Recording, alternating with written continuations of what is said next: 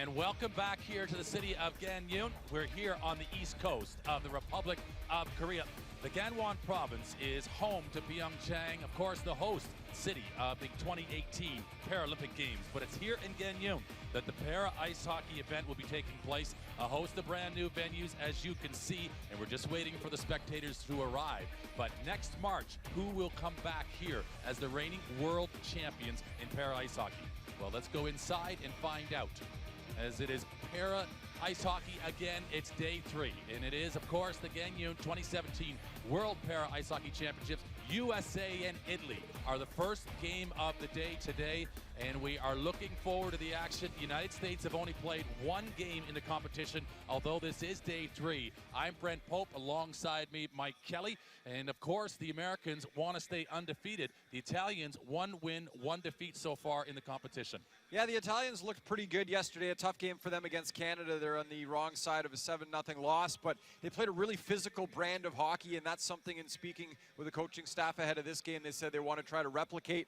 It's going to be tough for them to keep up with the speed and the skill of the United States of America, but they want to play that tough brand of hockey and keep an eye out for number 73 on the Italian side, Gregory Leperdi. He is the big player, and he's certainly their most physical player. He'll be an interesting guy to watch. And so our next match coming up, it's going to be Canada versus Sweden. So Sweden fall in that opening game. The United States, they were able to get a victory over Sweden by 7 goals to 0. And so you look at the table there now. As a result, Canada, with the 2 games played, have 6 points, sit top of the table. United States potentially with a victory coming today, although the Italians probably surprised Canada with how well they played yesterday. Republic of Korea, just the 1 game played, and they're back in action today on day 3. But Italy in tough against the Americans in this one, but probably most difficultly as we look at that table, Germany now 0-2 in the bracket. Yeah, 0-1 technically, but the 2 losses, you're right, Brent. And it was both games, they were down 1-0. They come back to tie the game 1-1. The first one, they end up losing in regulation 2-1 to the Republic of Korea. But they were able to get the game to overtime against Norway last night. And what that does is, you see in the standings, it gives them a point. So they do move ahead of Sweden, who are 0-2. But again, Germany, they've had such terrific goaltending from Simon Kuntz, their goaltender. And unfortunate for them, they've only been able to generate the 1 point so far in the 2 games. But it'll be a couple of interesting matchups here again as we start to really see teams fall into place in these standings here on day 3. And so the final match of day 3, it will be Norway taking on the host Republic of Korea. Republic of Korea getting a victory over Germany in day 1 of the competition. They are a team very well capable of finishing in the top 5. No question. They play with great speed. They have a couple players on that team that are very quick, and an impressive performance in the first game. Again, we mentioned the Germans came back to tie that game. Republic of Korea was able to find a go-ahead goal and make it 2-1 before the 3rd period ended, so they do pick up the full 3 points in that game. And I think they're a team that we can look at. Maybe is everybody expecting the United States and Canada to be those 1-2 teams? Maybe the Republic of Korea can be in the 3-4 spot and potentially battle for a bronze medal. You certainly maybe could see that, the way they played in the first opening game, and obviously when they play against Norway later on today. So we've got a couple players as we look at this game, United States and Italy, and really we'll start with the Americans, who are just their 2nd game in day 3. Brodie Roybal had an outstanding start. He was player of the game when they played against Sweden in the first game, and maybe we have a chance just to look at some of his action, but some of the speed from Brodie Roybal, really able to break down the Swedish defense when they played in game 1.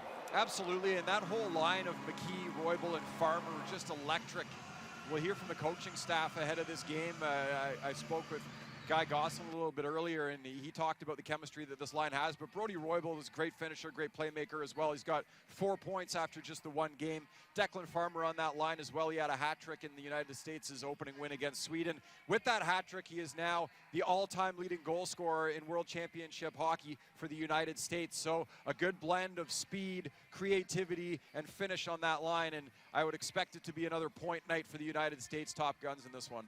And we talk as well on the other side for the Italians, Sandro Caligaris. He scored the opening goal for Italy that got them started in that hockey game against Sweden. Their 1 victory that they got in the opening day of competition. And he's a player to look out for today as well. He's capable equally offensively, but he works so hard, he creates opportunities for Italy. No question about it. And when you look at the Italians and who are some of their better players are, obviously number 5, Florian Planker. He's been with the program for so long, 40 years old.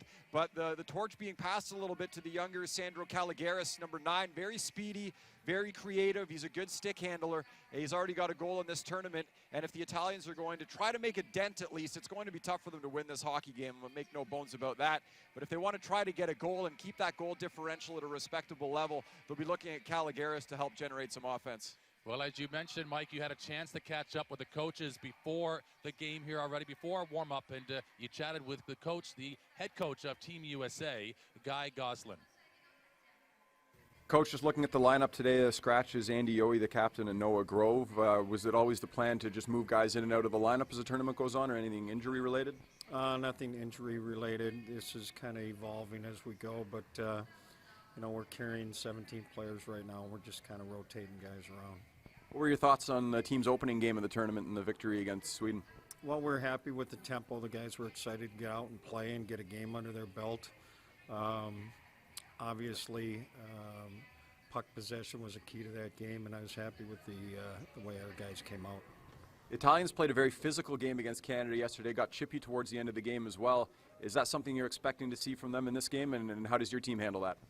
Well, we need to keep our composure and have discipline. We still want to utilize our speed.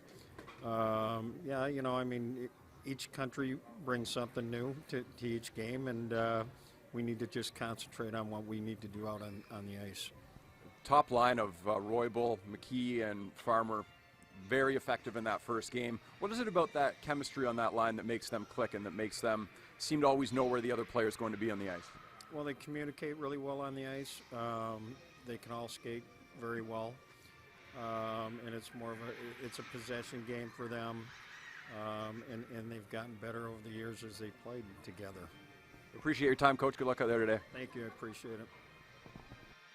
And an interesting game-time decision that the captain for USA, Andy Yohe, is not in the lineup for their second game. And Noah Grove as well, also a scratch in this game, as you heard the coach say, both healthy scratches, no injury issues there. Just a matter of carrying 17 players and trying to get everybody into the tournament here as we go along, just day 3 of the tournament.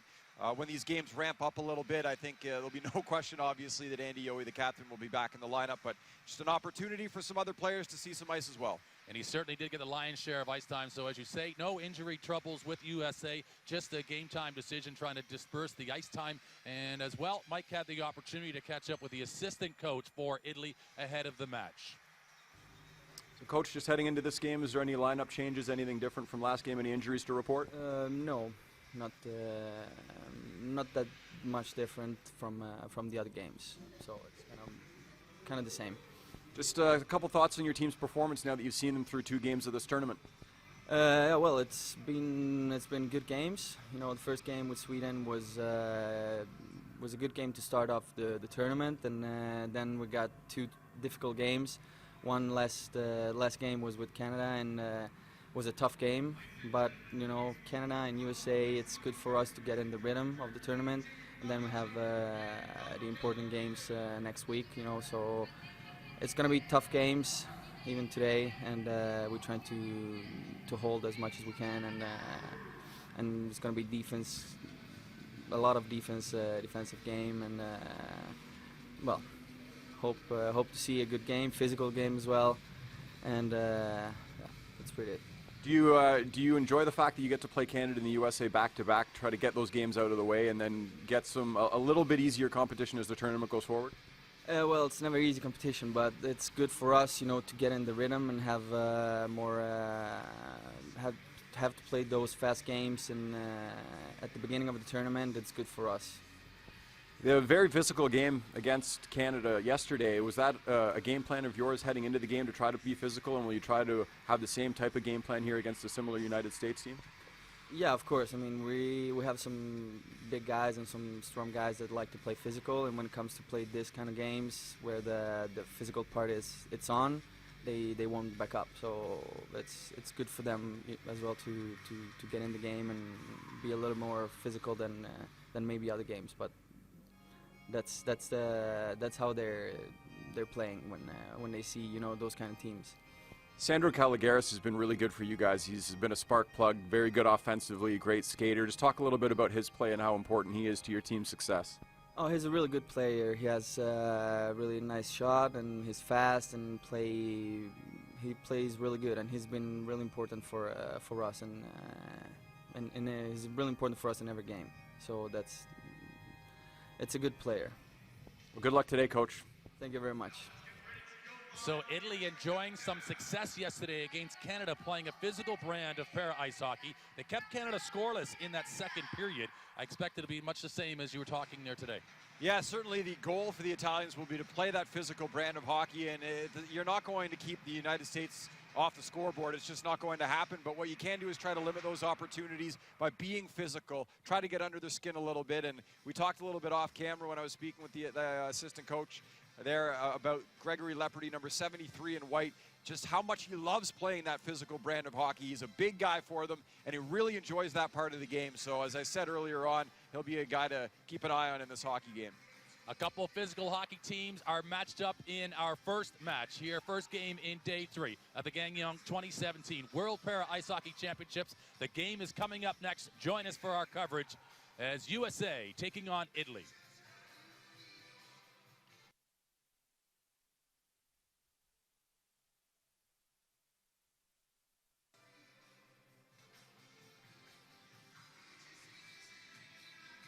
And so there you see both teams getting themselves out onto the ice in preparation. Stilitano in there, but expect it'll be Arauto who gets the opportunity to start in goal. Arauto came in after the opening period of action in the game yesterday against Canada, and he was a big part. Equally, he makes that save against Liam Hickey that got things settled down for the Italians defensively in that matchup. As there you see Italy just gathering around, the Americans just awaiting to get themselves announced out onto the respective blue line.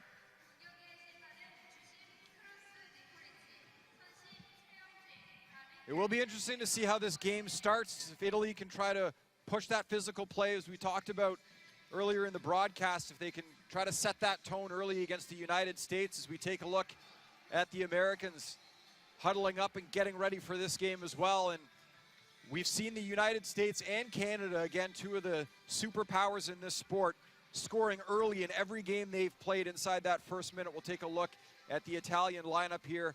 A couple players we've mentioned to keep an eye on in this game. Caligaris, number 9. Leopardi, the assistant captain, real physical player. Planker, the veteran. And Gianluigi Rosa on the back end. Boy, was he physical and was he effective in that game that the Italians played against Canada yesterday. So he'll be someone to keep an eye on the back end. The average age of the American team is 26, and significantly older are the Italians, but they will plan to play that physical game. Reichenbach got a little bit of ice time yesterday, but Cash is back in goal. And this, the lineup. Andy Yohe, number 9, will not play this evening, or in the first game, rather, of the day 3. Nico Landeros, 15, and 27, Josh Pauls. They split the ice time.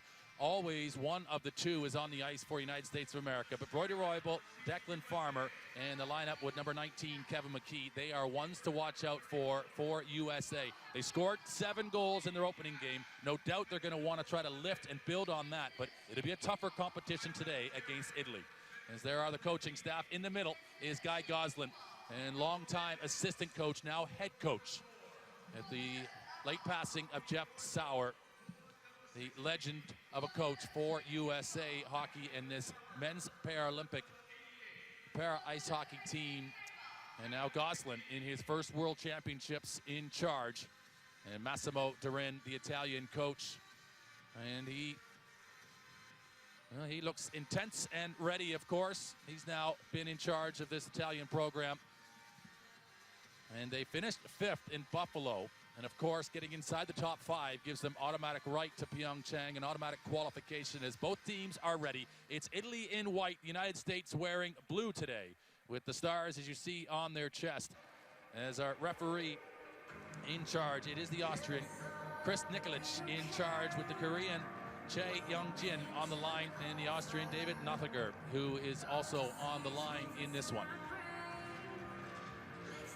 Well, we get set to drop the puck here on the opening period. The last time these teams met 2015, you just talked about it, the World Championship, it was the United States with a 7-0 victory.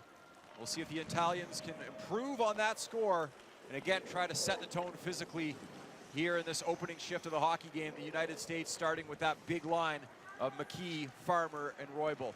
And interesting there was Declan Farmer, who goes in behind his own goal on the opening shift to retrieve that puck and tried his best to be able to make his way out of the zone with some speed. They try to come through that neutral zone if they can, the Americans, with speed, and now it's Roybal who just couldn't quite catch up with that pass. It will go for icing, and that was one of the things that we chatted about with the Canadian coach Ken Babby just up here in our broadcast position about having speed coming to the neutral zone, but it all starts with speed coming out of the end zone as well, and that's what the Americans will try to employ today.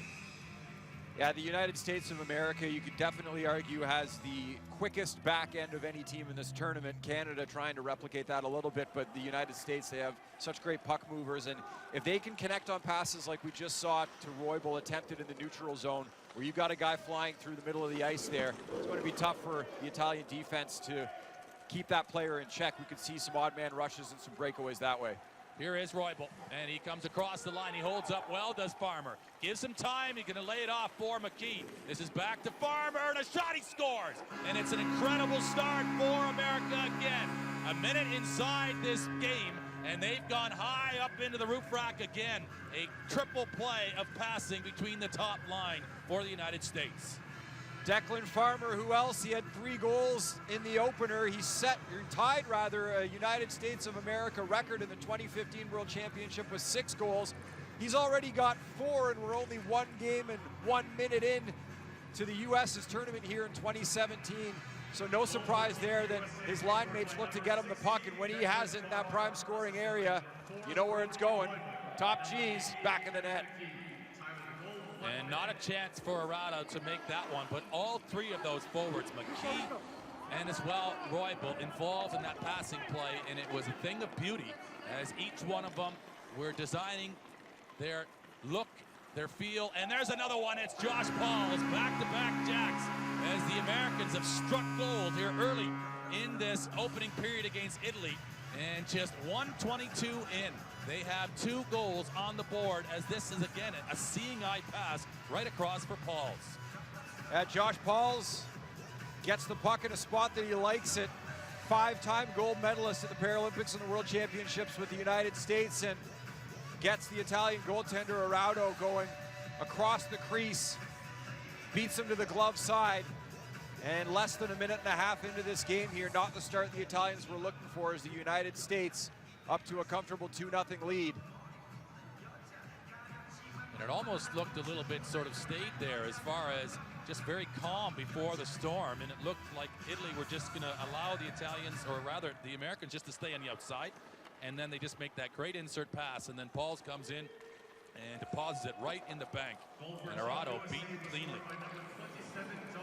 A lot of hockey obviously left to be played here in this game, but you wonder how much that physical game against Canada took out of this Italian side, playing back-to-back days against the 2 top countries in this tournament. It was a very physical game, as we've alluded to, so we'll see if that's taken a toll on the Italians. A nice opportunity there in front. It's a great chance, really just kind of squirts through for Italy. Then they come across the face of goal, so they just open up a little bit. And rather than just standing on ceremony and waiting for this game to happen, they can't afford to wait any longer. They've already allowed a couple goals up, and we're just over 2 minutes gone into this game. So they've got to get going offensively if they want to compete. But great point made about the physical game that they played yesterday against Canada. And of course, there's always going to be attacks when you play that type of brand of hockey, especially against the Canadians, because they're big bodies who also want to play physical, and that takes that much more out of you. Yeah, no question. The Canadians were certainly happy once the Italians said, hey, this is the way we want to play. The Canadians happy to give it back as well. So it was a fun game to watch between those 2 teams, and we're seeing the United States skill and speed on display early in this one. Good breakout there. The forecheck coming in from Italy, just the 1 player they're sending in. But it's a good sign that they're able to get some forechecking pressure. It means that the Americans aren't already coming up ice with great speed. If they could at least get 1 player in and prevent them from just coming in waves. But it's the Americans who put the puck in behind Italy's goal, and they look to try to hunt it down. 3 players in chase, and Italy sensed that immediately and release it out into the neutral zone. Just try to buy themselves a little bit of time to recover and, of course, just get themselves repositioned as much as anything. Again, it's just loosely played off the boards and not really with much design there, as Caron is trying to just get it central in front of Italy's goal. And this is a play by Arado. He blocks it from coming out in front of the net, but almost could have just awkwardly fallen. And this is outstretched as a shot from the blue line. And again, he is working hard in goal as Arado. He's going to have to be the best defender for Italy in this matchup, and he certainly has been the busiest Italian on the ice so far. That's the way it's going to be, and it's good to see at the very least. We saw that Sweden taking on the United States earlier in this tournament on day 2. The Swedes, they weren't even trying to generate offense in that game. They just wanted to get the puck out of their zone when they did have it on their stick and make sure that the United States didn't run up the score too much. It's good to see the Italians at least trying to set up some passing plays. They've had a little bit of time in the offensive zone as they try to get control of the puck here and move the puck up ice. It is a good sign that they are at least trying to be productive and positive offensively. The thing is, in a tournament like this, you just can't switch that on and off. You can't accept that you have to just go into a defense mode against the top nations, and then when you play a closer nation to you in skill and ability and ranking in the world, well, then you try to play offensively against them. It just doesn't work like that. So here are Italy with an opportunity now to try to recover a little bit of offensive zone time and try to get a shot in on Steve Cash, who Cash I don't think has faced a shot in this tournament as yet. Yeah, the shots were 47-0 for the United States against Sweden, so ice tilted just a tad. Cash played a couple of periods. He was given a break as well in that game, as obviously he wasn't seeing any action anyways, so he's widely regarded as the top goaltender in para ice hockey, and we'll see if he gets tested in this one. Right now it sits 2-0, 9:58 to go in the first.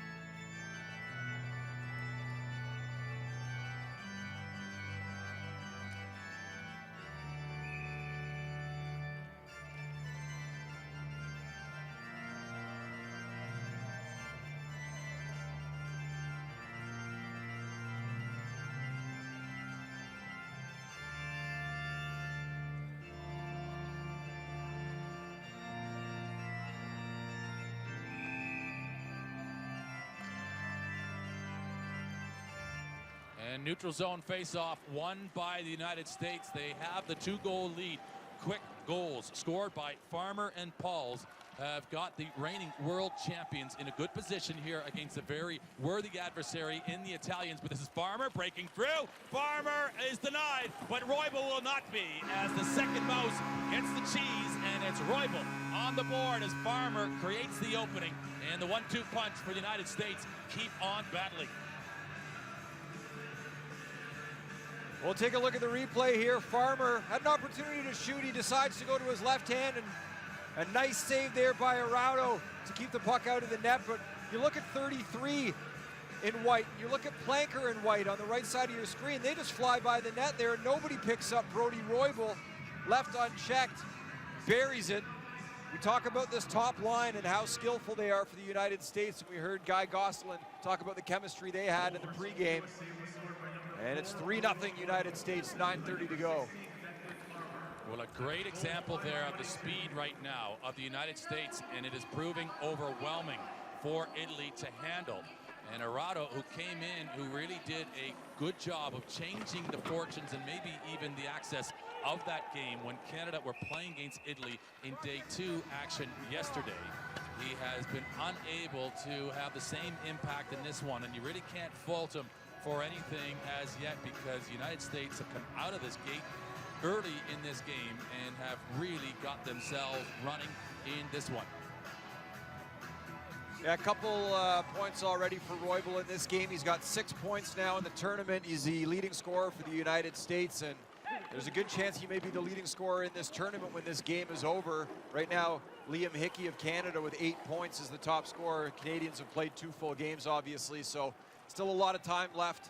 And I wouldn't be surprised if we see Roybal get another couple points and sit near or at the top of that list by the time this one's over. Again, across this line, and Italy just breaking down a little bit defensively. And just don't seem to quite have the same skating tempo or energy to their play as yet in this hockey game, and maybe just as much because the Americans haven't given them a chance to get involved. But equally, it is a quicker Josh Pauls to the puck that leads the speed of the USA through the neutral zone again. And McCree does enough just to interrupt his flow. McCree needs to provide the service. He does long side here. And he was trying to get it across to Corvino, but it was just a little too ambitious, that pass, and it will spray down the ice for an icing call against Italy. And again, they won't have the opportunity to get new players out on the ice, and Canada just keeps, or rather, the United States just keeps rolling a new lineup out as we see Douglas on the ice. Yeah, I'd call that a 50-50 play there by Andrea Macri. 50% of it was good, 50% of it was bad. It was a nice defensive play to break that play up and neutralize the United States speed, but the outlet pass goes too far. It goes down for an icing. Now Macri stuck on the ice with his teammates. As the United States, another good opportunity, the puck deflected into the corner. And there is Lepardi coming in, utilizing that physical brand of hockey that he likes to bring into the trenches along the walls. And if he could get into more of those battles, he'd be happy. That means that, of course, it's playing to his advantage. A big body out there. Now he's attracted coming across. It's Caron trying to get a slice and a piece of him. And you'll see that in para ice hockey. The players are just as willing to engage physically. And they certainly take a number when they get dumped on the ice by one of the members of the opposition. They will track them back and certainly make it a mission to try to return the favor.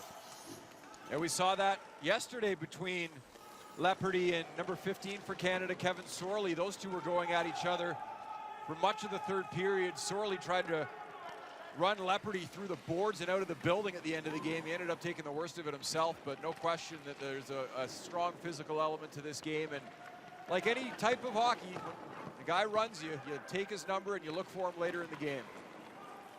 It's a good shift again for the United States. They're creating a little bit of mayhem and maybe a little bit of a favorable call there for Arado just to get that whistle so quickly called by the Austrian official in this one. They needed a break, and of course now they can get some new players out onto the ice, as that is well received by Larch DePauli. And now heading across there, the full lineup. It is, well, Andrioni who gets himself a line change.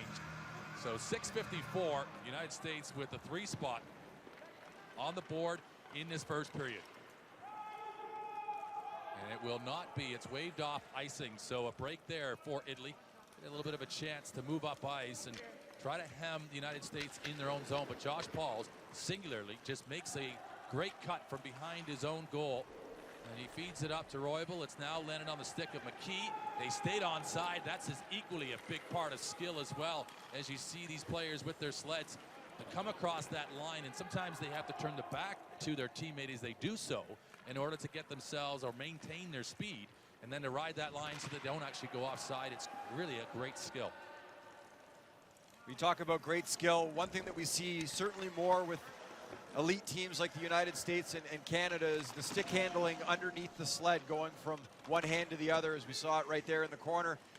They certainly are able to do that a little bit more than some of these other countries, and it's a great way to protect the puck, keep your balance as well, shift your momentum, and find new lanes to try to drive offense.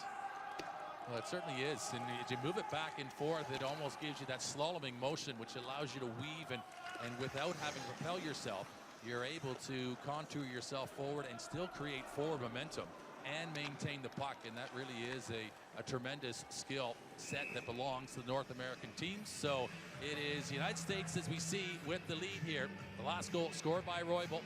We'll pause for a moment. We'll be back between Italy and USA.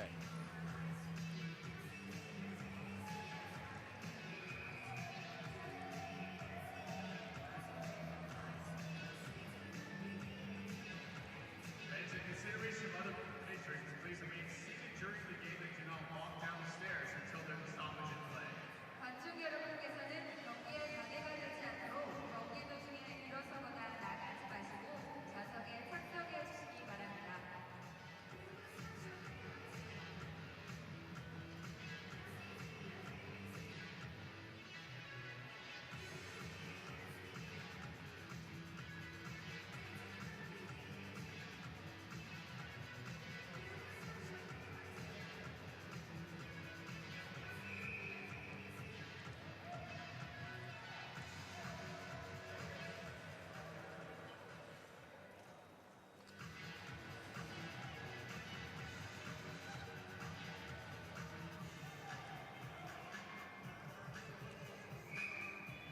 Italy with an offensive zone face-off, and maybe as good a chance as they will get to getting a shot in on Steve Cash in this opening period.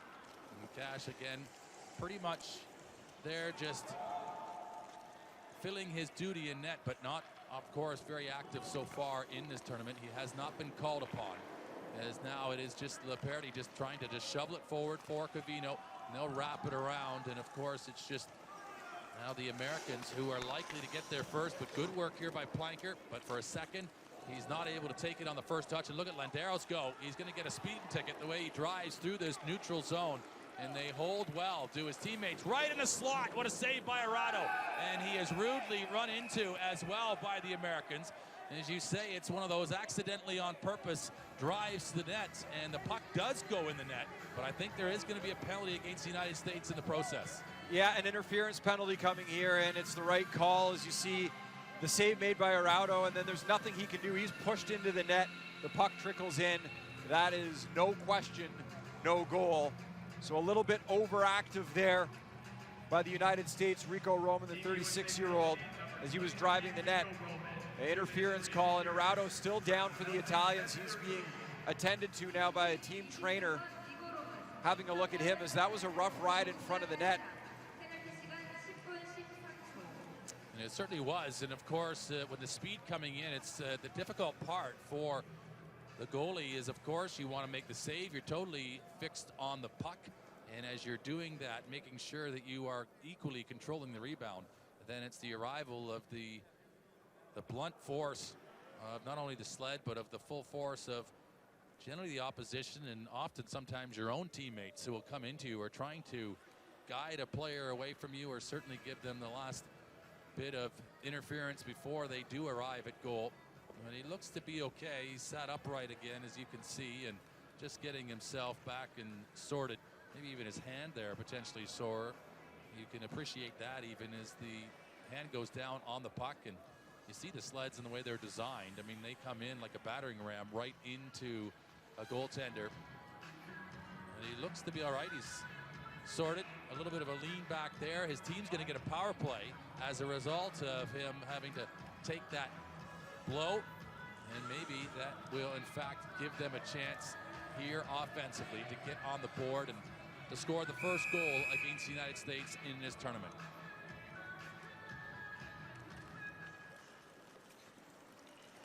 Rosa in a good position here. He's very calm, is Rosa.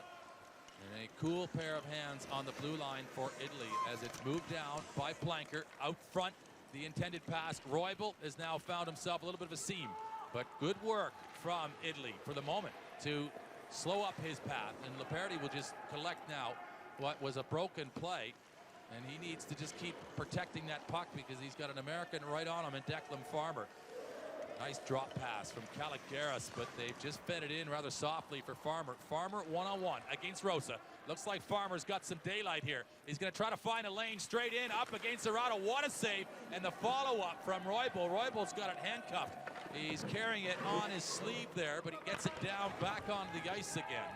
And this on the penalty kill, the Americans threatening again. Arado just smacked that puck out of the air and said, "Get out of here, Declan Farmer. You've had enough already." It was a very aggressive save, very impressive save to keep it 3-0. And it's Roybal now putting pressure on Planker immediately. He's able to just to bump and separate Planker from the puck. And Landeros is in there. And so this, you see, it's a license to thrill for the Americans on the penalty kill. With the one less player, they're a little bit more aggressive even. Almost daring the Italians to take a chance against them. As it's Rosa, as we say, very tempered and level in his approach, but right now they haven't got a lot of speed, Italy, as they attack that blue line, and they look a little bit confused. And here come Roybal and Farmer's trying to get up into the play. There's the offload to Farmer. Here it comes, the chance, and what a play to break that up and come back defensively was Laperti, and that's a sensational defensive move from the Italian. Now Farmer has to shoot that puck. He got a little bit cute there and tried to send it back into the middle of the ice where there was some traffic, but if he elevates that puck with his shot, more often than not, that's a goal. And that's the end of the power play. Is out onto the ice now is Roman. And so inside these 3 minutes now remaining in the first period, Italy with a little bit of a glimmer of hope potentially offensively. That's a good reverse there, not just to feed it up to the near wall because it was being tracked. Now coming across, and that is Shaw's, who really just spins in like a helicopter, just taking out all in his way. And he will put that down to safety. As now a little bit of a different look from the Americans, getting everybody involved, because that's one thing that comes with these specialty team situations. Some of the players obviously will sit and wait their turn, as it's not 5-on-5 play to return to action. As this from Caron is in, and Arado makes the save, and Italy now will just clear their lines and give themselves a breather.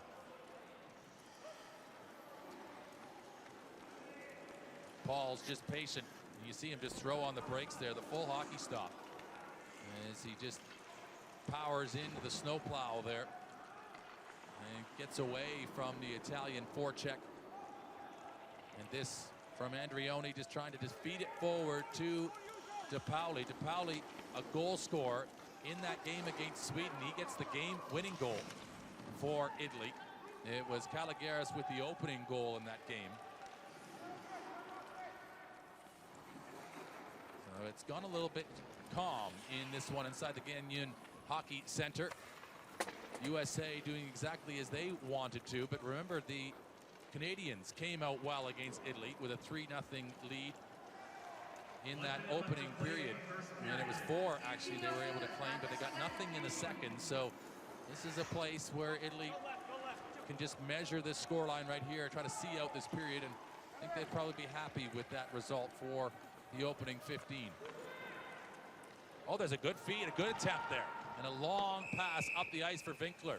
And it was Cavalier trying to get it up to his teammate, and it just beyond the grab of Winkler, and that will go for icing. 39.1 officially, 40 on your screen, and a face-off now in front of Arado again.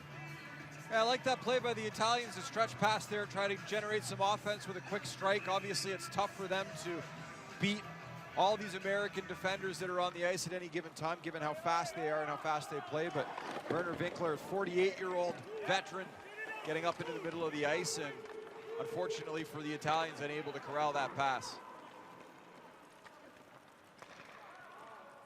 And Italy do take possession of that defensive zone face-off and just find, again, a little bit of room on the ice to be able to push forward and not spend the entirety of the period here really with their backs against their own goal. As now a late icing and a little bit of a miscue from the Americans will lead now to a face-off, and maybe here with a line change from Massimo Durin, the Italian coach, a little bit of something different to look at for the Americans on this face-off. So there is the big body of Laperti, the assistant captain, coming in, and the muscle game hasn't really been allowed to take hold for Italy as yet. And the speed right now of the Americans is really just leaving them searching for the opportunity for those competitive areas in that combat. But it's the whistle and the horn there at the end of the opening 15 minutes, and USA getting out of the gates with that opening goal. Farmer gets them going, and then further goals from Josh Pauls and Brody Roybal, and it puts them in a commanding position at 3-0. The Italians settled down a little bit as that period went along. It was a quick strike for the United States with a couple of quick goals, and Italy managed to settle in a little bit there towards the end of the period. The Italians did manage to shut out the Canadians in the second period of the game yesterday. We'll see if they can do the same here against another powerful team in the United States.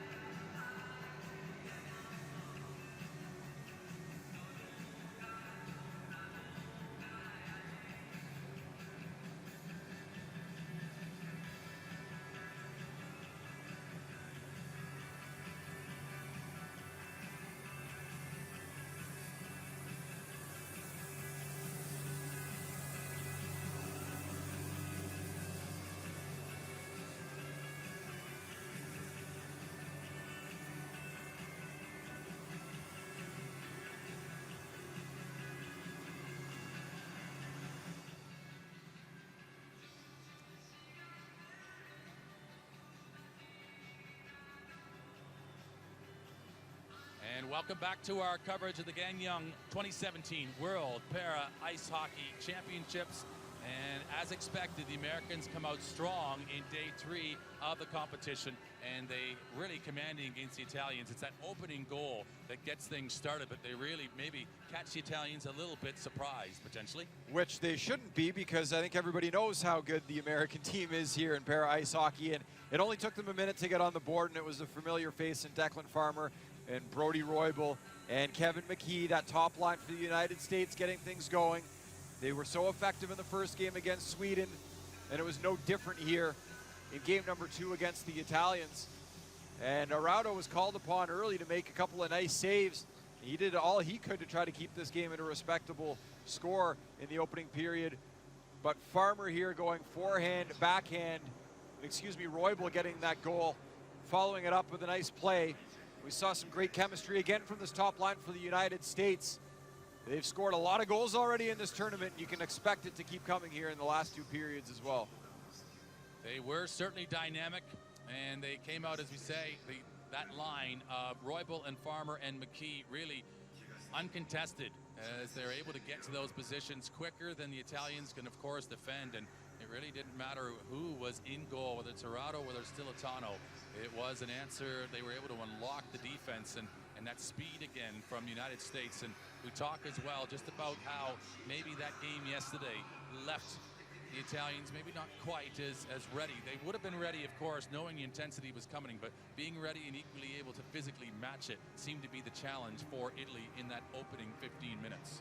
Yeah, the Italians not as physical as they were in that game against Canada, but they really weren't that physical in that game in the first period either. It was more the second and the third period that they ramped it up.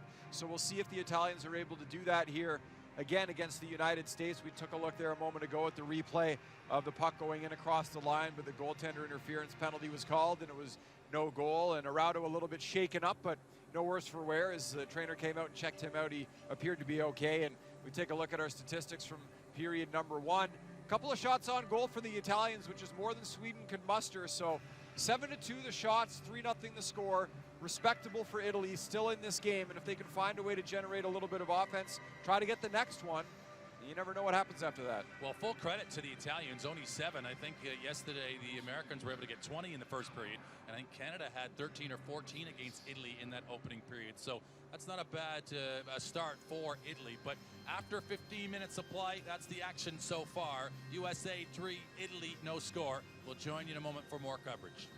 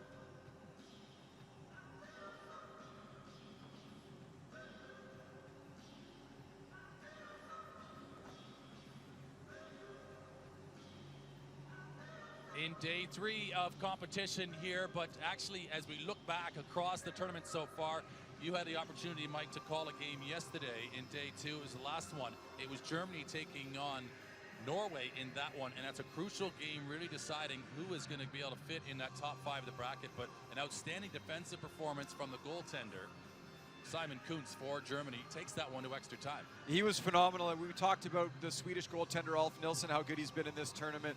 Simon Kuntz was unbelievable in that game against the Norwegians. They were heavily outshot, the German side, and Germany was able to come back and tie the game at 1 late in the or in the third period, rather late in the game. It goes to overtime. We got our first overtime game of the tournament, and after the first 2 games of day 2's action, 7-0 victories respectively for the US and Canada, we saw a really tight game in terms of the score. But again, Simon Kuntz was unbelievable in this game. The Norwegians actually had a power play early in overtime, and Rolf Pedersen, number 3 for Norway, had some unbelievable chances. He had a couple, and Kuntz with a quick blocker and a quick glove, able to keep the puck out of the net. Ultimately, Auden Bakke scored the overtime winner for Norway, but the Germans able to get at least 1 point and get their first point of this tournament as they take the loss in overtime, and they can thank their goaltender for that. We take a look at Bakke here. He had a beautiful goal to open the scoring for Norway, and he eventually scored the OT winner as well. We see how often going up high in the goal is the preferred shot. Of course, it's the sexier of the shot that a player is going to be able to make, but of course, it's also very effective, and it's very difficult for the goaltenders to be able to defend it. We see how great Nielsen has been with the glove for Sweden, but here now Germany, that's Herring getting a shot in. Again, it's an elevated shot up and over the Norwegian keeper, and really that becomes indefensible if they get it in the right position. Well, one of the reasons why it was indefensible as well is Herring with the quick release.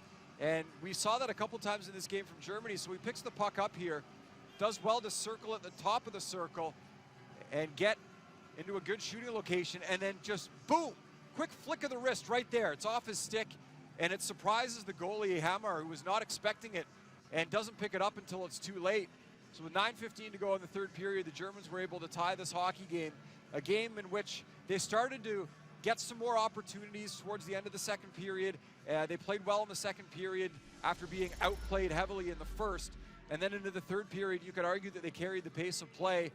Going into overtime, it was Norway with the better of the opportunities, and they end up scoring the overtime winner as well, as we were only 34 seconds away from a potential shootout.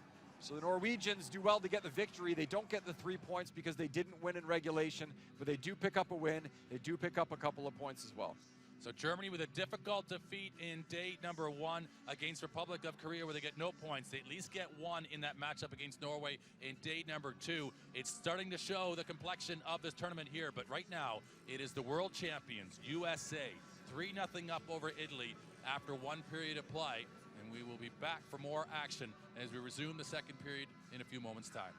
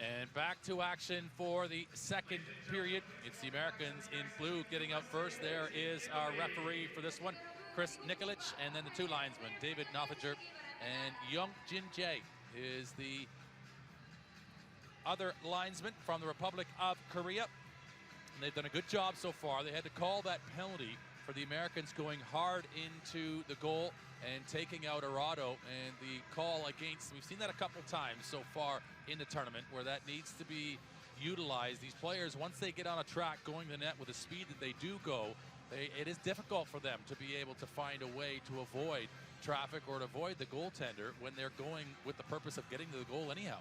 Yeah, we've seen a couple of collisions already in this tournament into the goaltenders, and it is difficult, as you mentioned, when you're carrying that momentum and you're driving to the net. It's a fast game, and these guys get moving pretty quick.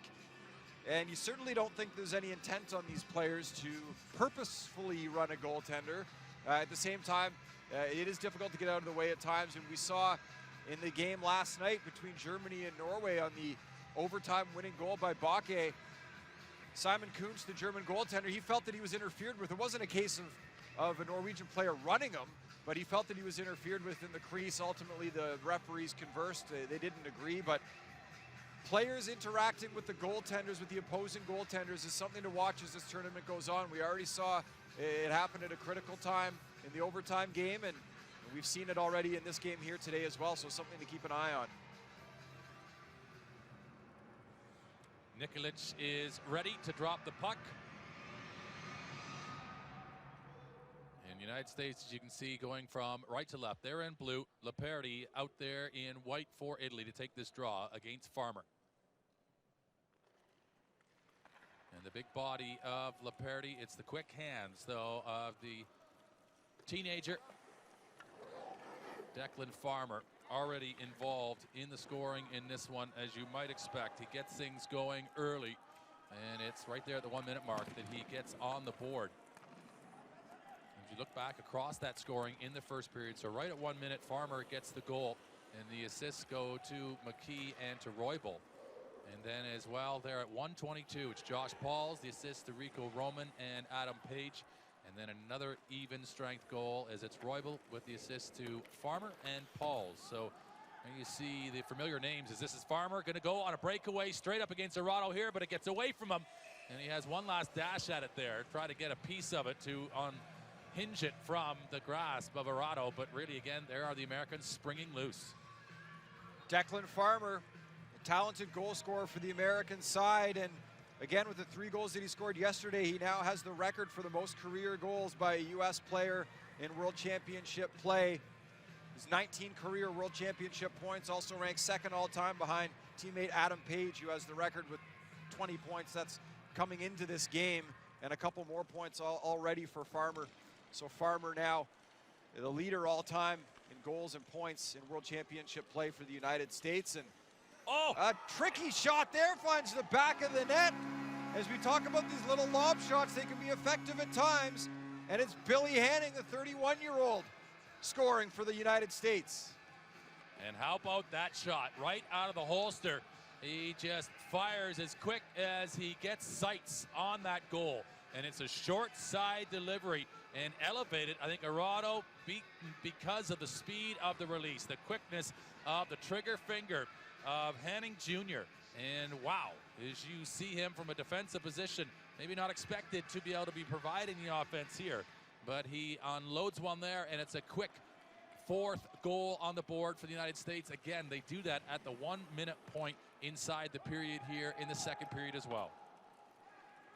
Billy Hanning getting his first of the tournament. Interestingly enough, he learned about the sport of para ice hockey after watching a TV show that featured his teammate, goaltender Steve Cash. So 34 in blue and net. Happy that Billy was tuned into the show that day, and he gives the Americans a 4th goal. We got a 5th goal here as well as the offense continues to come from the United States. It's Adam Page, the 25-year-old from Buffalo, New York, burying it 5-0 U.S. And Page is a very steady pair of hands for the United States. He takes this feed across, and you see that puck bobbling, but he gets it on the backhand, actually receives it there in the forehand, and really wastes no time. And that's as quick as a one-time shot as you're going to see in the sport of para ice hockey, as pretty much as soon as it arrives, he cups it and he fires. And he's just able to handcuff Arado there on that blocker side, inside that near post. And you talk about quick bullets that are pretty much burying the Italians inside the second period. The Americans right now are firing them in quick succession. And that'll do it for Arado. Goaltending changes. Santino Stilitano, the 47-year-old, comes into goal. It's tough to blame Arado in the first period for the goals that were allowed. A couple of leaky ones here in the second, and that was all that Massimo Durin needed to see as he makes the change, hoping to spark his team.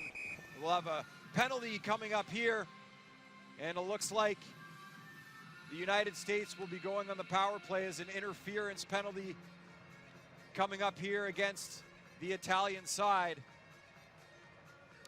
I think it's going to be Antocci that's going across. We'll just see here. Yes, as we see there, number 26 making his way into the penalty box area, and it was interference nonetheless in and around as he's trying to be protective of Stilitano, who comes into goal. And with conceding those first couple shots in this second period, the Italian defense just wanting to get a little bit more resilient or a little bit more stern. Oh my goodness, it goes off the bar, it's in. And again, the quick striking ability is absolutely intoxicating from the Americans right now. They are shooting the lights out inside the Gangneung Hockey Center as they just are firing at will from every position, and they're using all area inside that Italian goal. Stilitano still doesn't know what happened. He wants them to take a look at it. He's in shock right now that that puck actually found the back of the net. You see on the overcam look there, it is indeed a goal. Brody Roybal with the release, and that is a terrific shot. You blink and you miss it. It's into the back of the net. What an impressive release there. We'll take another look at it here. Up and over Stilitano, the 47-year-old goaltender. And we saw a goaltending change just a moment ago as Arado came out of the game. The Italians want to talk things over now at the bench as this thing's getting out of hand quickly with 3 quick goals here to start the second period in the first 2 minutes. We haven't seen anything quite like this yet in the tournament. That level, the sharp shooting that we're seeing from the Americans is absolutely exploiting the Italian defense right now, and you really can't fault the Italians so much that they're maybe doing something wrong. It's just individual brilliance from the Americans, who have been clinical in their positioning, clinical with the opportunities that they've been presented, because that was right off the face-off, and they just took the chance there. And I think this is undisputed. We saw the replay ourselves. That goes in and around the back crossbar and is out quicker than, well, the goaltender can respond to, and equally the naked eye probably can receive and, of course, compute, because the Americans right now, they're on a different level, and they've just left the Italians for dust early stages in the second period. So Italy taking a timeout, trying to calm things down here, allowing 3 goals in 1 minute and 56 seconds. Stilitano, the goaltender, his favorite goalie at the NHL level is Carey Price. I don't think Carey Price would have had that shot either. That was a wicked release. The Italians will just hope to try to keep the Americans at bay here before this game gets completely out of control. Icing called here against the Americans, so at the very least, Italy will have an offensive zone face-off. And I think the reason why you can categorize that as being such a wicked release is it's the element of surprise. The way it was shot, particularly off of a face-off, I mean, you don't see that very often in the sport, where within about a second of the puck being dropped, they were able to establish position and enough possession to get a shot off, and to be able to just navigate around your opposing centerman and get around and get your sled around them, let alone get in a position to be able to shoot the puck, and then to find that level of placement. All of those elements combined are the reason why it was such a startling shot, and equally just as surprising to everyone in the rink, and no more than Santino Stilitano, who probably still wonders what happened as he just heard the bells ringing behind him as it went off the back bar and off the post and out. And next thing you know, Roy, the Well, Brody Roybal, again, with more points on the board for the United States. Luke McDermott wasn't in love with that offside call there. At the very least, he felt it was a delayed offside call. It came a little late as the United States trying to generate a 3-on-2 attack. They'll now continue to pressure in the offensive zone and try to create a loose puck battle win here. Bodies flying into the corner. So a correction on the goal. There actually, it's Farmer, and on the replay, we didn't get the opportunity to see it, but officially, as they have called the goal here and announced it inside the Gangneung Hockey Center, it is Farmer that has that, and Farmer does equally as Roybal. They've got that dexterity to be able to shoot from both sides, and it's that quick rocket, the pocket rocket we've just seen from both of these players in the tournament. They almost are mirror copies of each other in the way that they do play, and they're just as happy to shoot as they are to pass, as it is Landeros, who will now just feather one in off the post and in, and that is pool cue stuff from range, as Landeros with a guiding shot, a heat-seeking missile to the bottom right side of goal, and Stilitano is still wondering whether or not that was by design, and I can assure you it certainly was, as Landeros does a 360 survey of his options and up periscope as he just darts one off of the bottom corner and in. And this now is a 7th goal, and back comes Arado as things have happened too quick in this second period for Massimo Durin's liking, and he's now gone for a double flip in goal.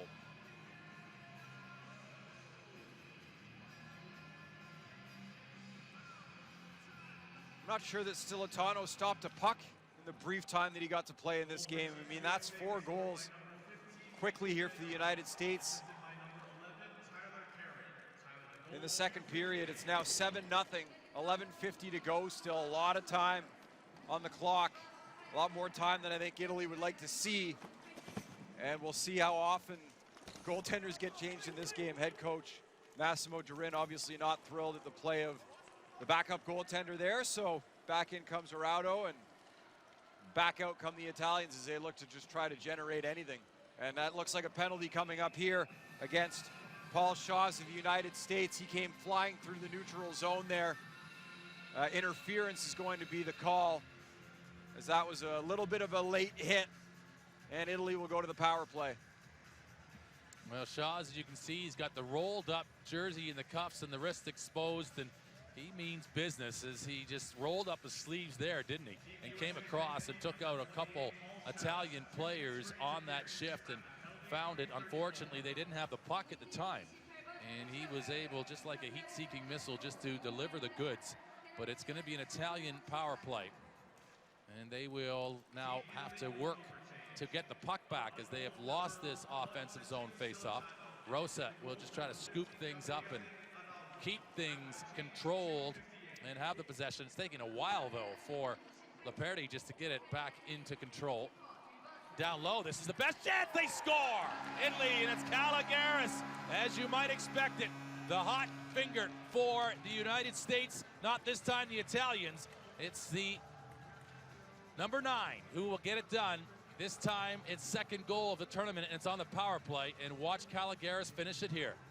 Great passing here by the Italians as Andrea Macri gets the puck down low to Caligaris, and we mentioned that he's a guy to keep an eye on offensively for this Italian squad. He goes upstairs on Steve Cash, who had no answer for that shot. That's just a point-blank, terrific release from Caligaris. And for the first time in this tournament, the United States have allowed a goal. We were wondering coming into this game if Italy would just be able to get on the board in this one. The 2 keys for them, try to get a goal and try to limit the United States from running up the score into double digits. 7-1 is the score here, so the Italians have to like that. We'll see if they can carry a little momentum going forward after the power play goal. 7-1 with 10:57 left in the second.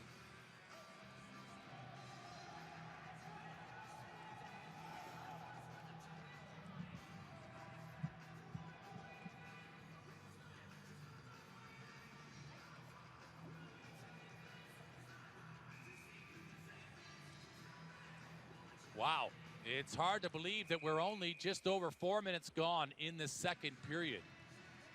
And we'd seen the 4 goals coming from the United States, and then the first goal against, as Sandro Caligaris on the power play is able to expose the American defense. And Steve Cash, you really can't fault him, and he's got to be sometimes a little bit frustrated that the little activity that he does get, he doesn't get a chance even to prepare. And of course he has his warm-up, but for the most part he's just been sitting there cold, waiting for anything to come against him. And now it does come against him, and it's an absolute ferocious delivery from Caligaris, who has his second goal of the tournament. And so we talk about the goals for and against. You expect right now, with the position that the Americans are in, that they're going to win this hockey game. And it would put them to the top of the tree as long as they have the best goals for and against differential. Well, that's certainly part of it. The Canadians plus 16 right now, and the United States 7 goals in the opener, 7 already here, 1 against, so plus 13, something to keep an eye on. The third line comes out now for the United States.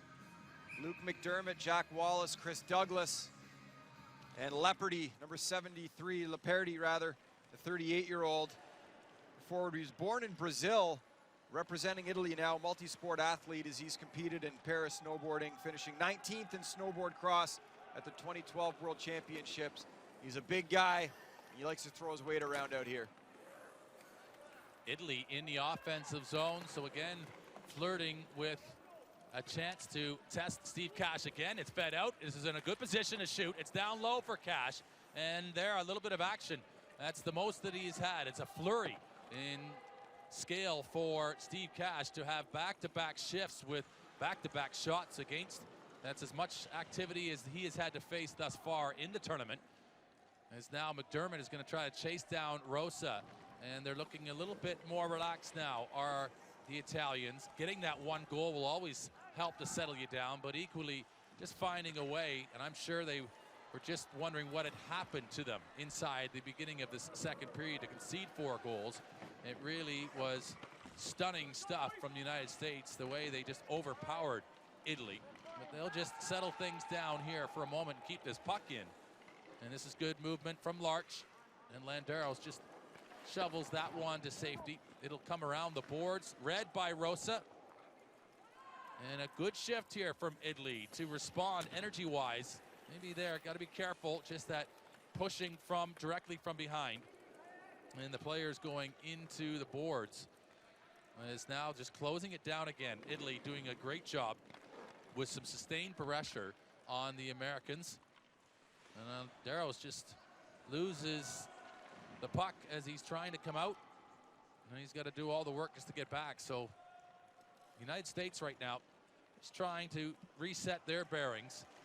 And I'm sure as well they weren't anticipating coming out and putting up 4 goals so quickly and having to have 2 goaltender changes in the process.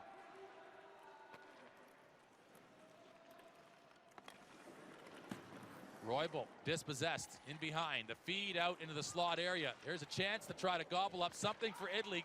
An attempt by Rosa to do the quick 1-2 behind the back or under his sled to get it away, but it's been turned over. Wallace for United States. He's all by himself. He's 1-on-3. Will he take a shot? He's in a tough place there. He tried to go back to his dominant hand, the right side, and that's where the shooting lane had been smothered by the Italian defense.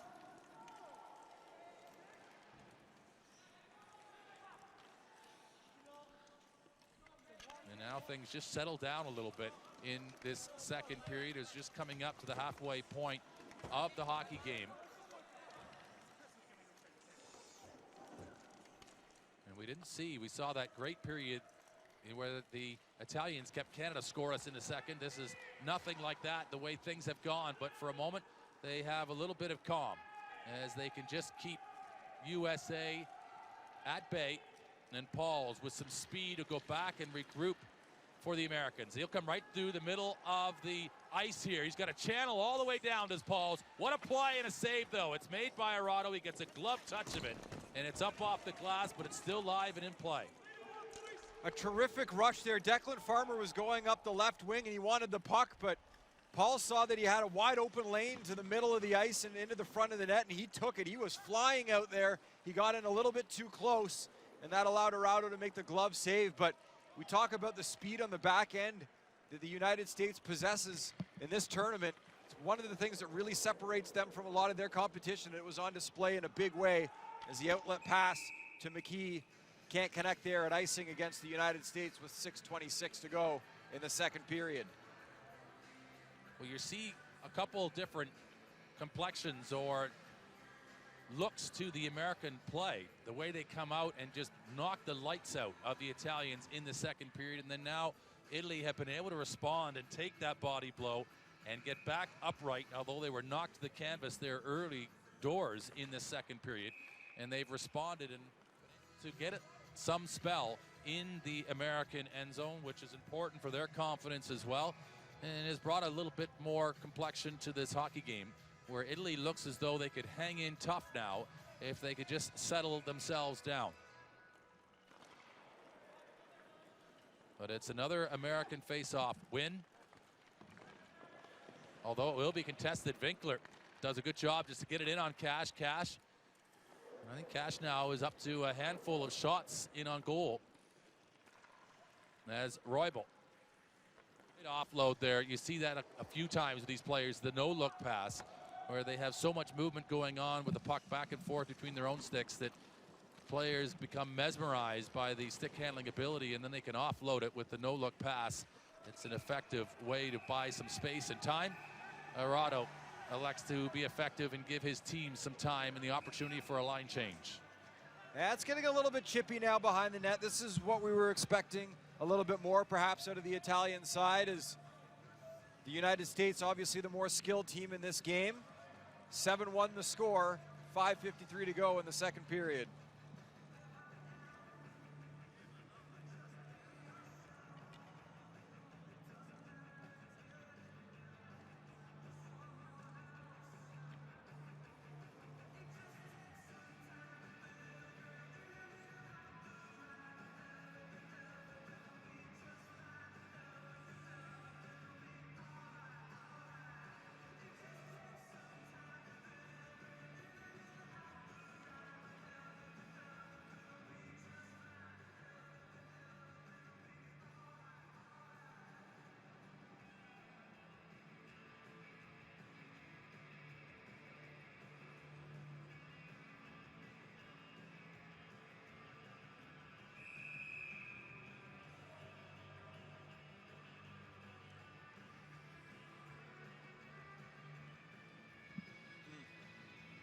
You got it.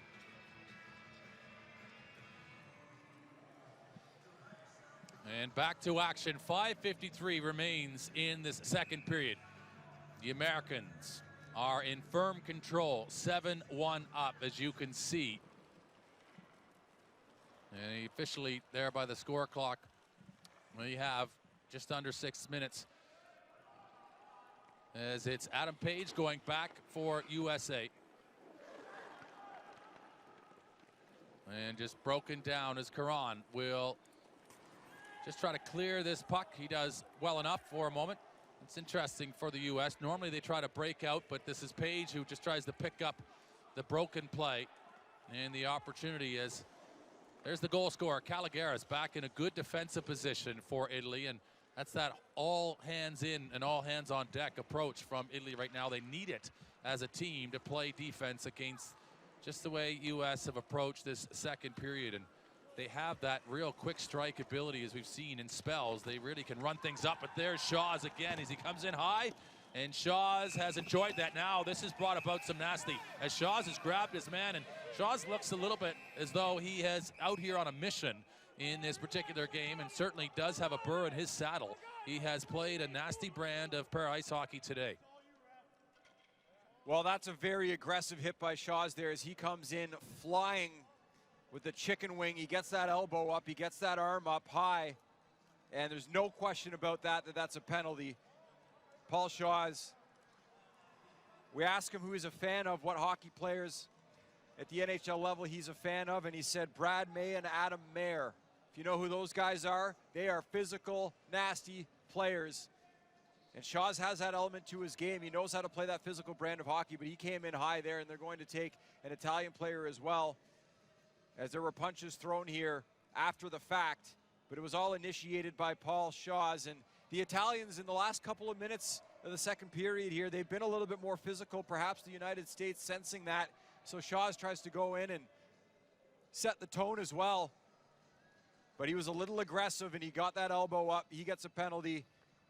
They'll take one aside here, and the teams will actually take two for the United States.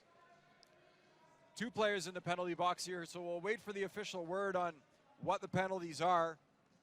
But it looks like Italy will go to the power play. I think he's probably going to get a misconduct there. We see the 10 on the official scoreboard here under the USA column, and I think he gets a 2+10 because he grabs, it looked to be Caligaris, by the head and had him in a headlock, and that certainly isn't a hockey move by any stretch of the imagination. So there's Shaw's just trying to make a point, particularly with Caligaris, who is the goal scorer and has had a successful, strong tournament so far. That one goes up and over, just flips across the crossbar as Arado almost looks casual in his attempt to make it. It's just that his positioning was such that all he had was the blocker enough to deflect it over the top of his goal. But it's going to be 4-on-4 as there are two taken, but it was just that, I believe, a 10-minute misconduct. So coming across to serve the 2-minute for Shaws is the other American player. But all this room right now really favors the USA as they can just really open up their power game and try to just outskate the Italians and get a good look in on goal, as this one will just find its way out in a little bit of calm for a second, as we are seeing a few broken plays, sticks that are going flying, and players just hollering from the benches as emotions picking up in this one. Farmer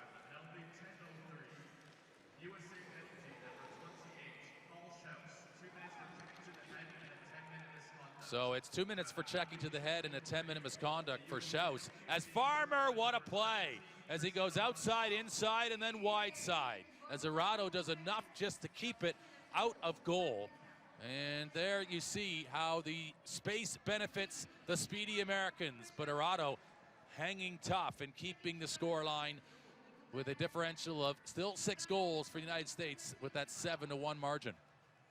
Some great stick handling by Declan Farmer. We've seen it all tournament long. It's no surprise to anyone who's followed the sport for the last number of years, and a great job to get into the middle of the ice, unable to get the puck up over the goaltender. But it's moves like that, as we see a shot there on goal by Billy Hanning, looking for his second of the game that is stopped.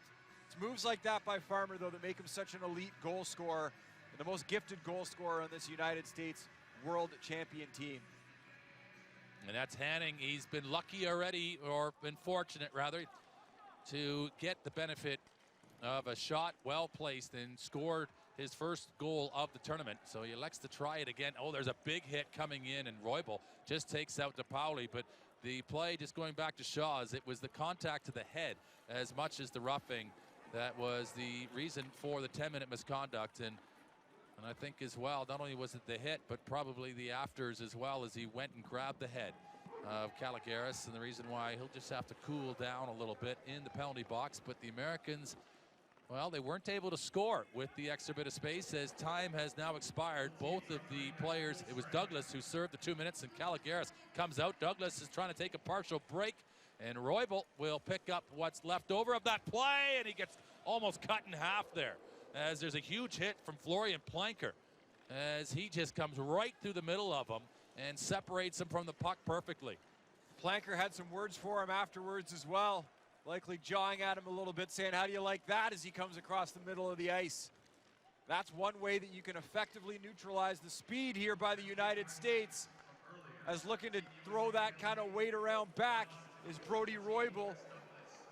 We talked about it earlier. These guys, they take a hit, they get a number, and the referee's paying close attention now as we're seeing some very physical play by both teams. Roybal again going into the corner.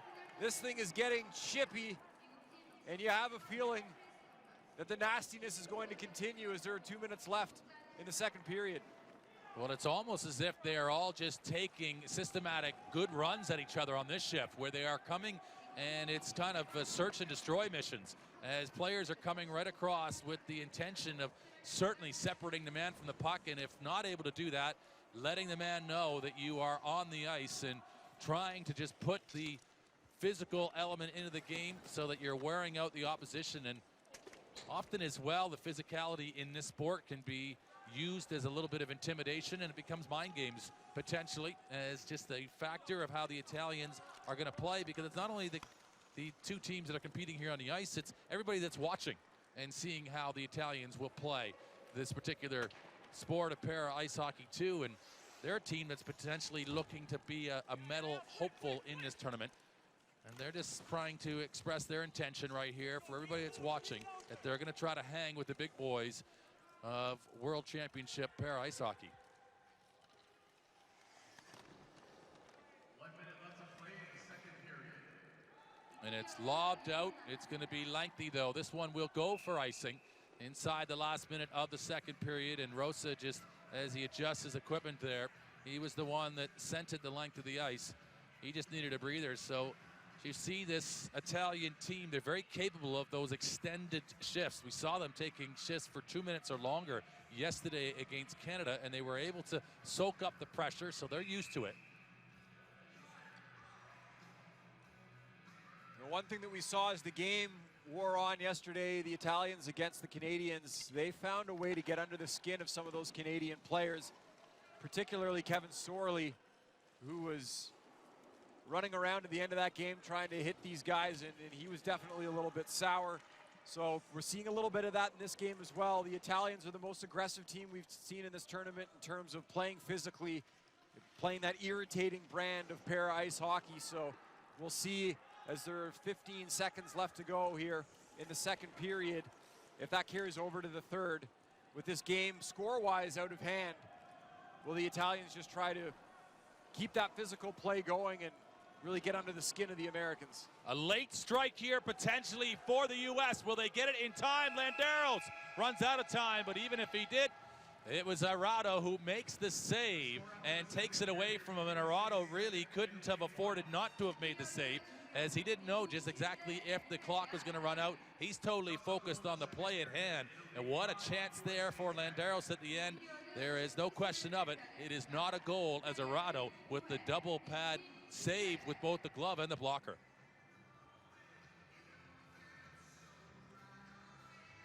So there we rest after the opening 30 minutes. It is USA 7, Italy 1. And this, of course, the Gangneung 2017 World Para Ice Hockey Championships. We'll be back in a moment with highlights from the first two periods.